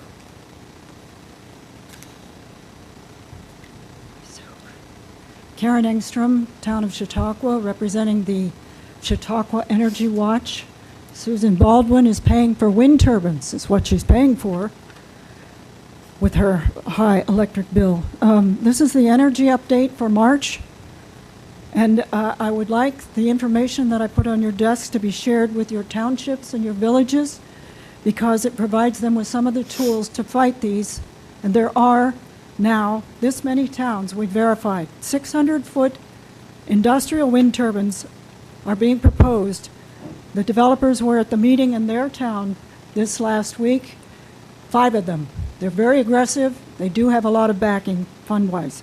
The towns include North Harmony, Ellery, Stockton, Sherman, Westfield, Clymer, Ripley, and Mina. We are proposing that you share the protection that the town of Chautauqua has put in place against wind, solar, and battery energy storage systems, which is a drinking water source protection law, which will add another umbrella of protection, another layer to protect us from the waste and destruction of the industrial wind, solar, and battery energy storage systems. The no pilot resolution that this body passed in 2018 has also been passed by Oswego, Niagara, and Cattaraugus counties. It is strong, but you need to strengthen it. You need to tell everyone it exists. No pilot resolution by this board was instituted because it demonstrates, whereas, I'll read it the way it is, quote, whereas it has been demonstrated that the environmental, economic, and community impacts of large wind energy projects will have a net negative effect on the county. They will also, the other thing that was mentioned by the previous speaker was that the Chautauqua Board of Health has issued a letter of concern for the health impacts. The people in Arkwright are engaged in a lawsuit that's been going on for 6 years because of the physical damage that they've experienced. I don't know if that's true in Ball Hill. Is Ball Hill? Okay. So it happens that all lawsuits for wind experience a gag order. These people cannot speak about the damage that's going on. And the list of the grievances is here. I won't burden you because, I mean, you can read it. Please do. They're serious. They're very serious. And what we're seeing is that our IDA is encouraging these things. We're seeing the IDA is aiding and abetting the destruction of our county by encouraging pilot programs for industrial wind. Industrial wind kills jobs. It kills jobs in housing. Who's going to build a house here if you're going to have 600-foot wind turbines? It kills jobs in recreation and tourism, in agriculture. We're losing our farmland, which is now 5 times as costly as it was a few years ago. This is very important. Our farmland is the most valuable thing we have, and we're losing it. And we're losing our ability to maintain residents such as these people here who came here, like the one that spoke at their meeting, from Ohio to get away from wind turbines because the wind turbines were making them ill. They came here and built a home. They didn't, but another person that was at the meeting. Built a home here, and now they're facing the same problem. So we're asking that you share these and look for ways to prevent another round of 600-foot wind turbines in our community. Perhaps a regulation that limits the height. Perhaps an increase in the stipulation to not issue pilot resolutions. Or I'm sure you're creative enough to come up with a way to protect our county from 600-foot wind turbines in all of these towns. Thanks. Thank and you. I already gave it to Anyone else wishing to address second privilege of the floor. Legislator Nelson. Thank you, Mr. Chairman. As you well know, it's that time when we as elected officials need to get petitions signed so that we can get our names on the ballot for the fall election. So it gives us an opportunity to walk through our districts and meet face-to-face with our constituents. In talking with my neighbors, I'm hearing that many of them are very concerned and feel powerless. They're concerned about the drastic cuts of federal employees who provide services to our veterans or handle Social Security claims, thus possibly harming access to seniors.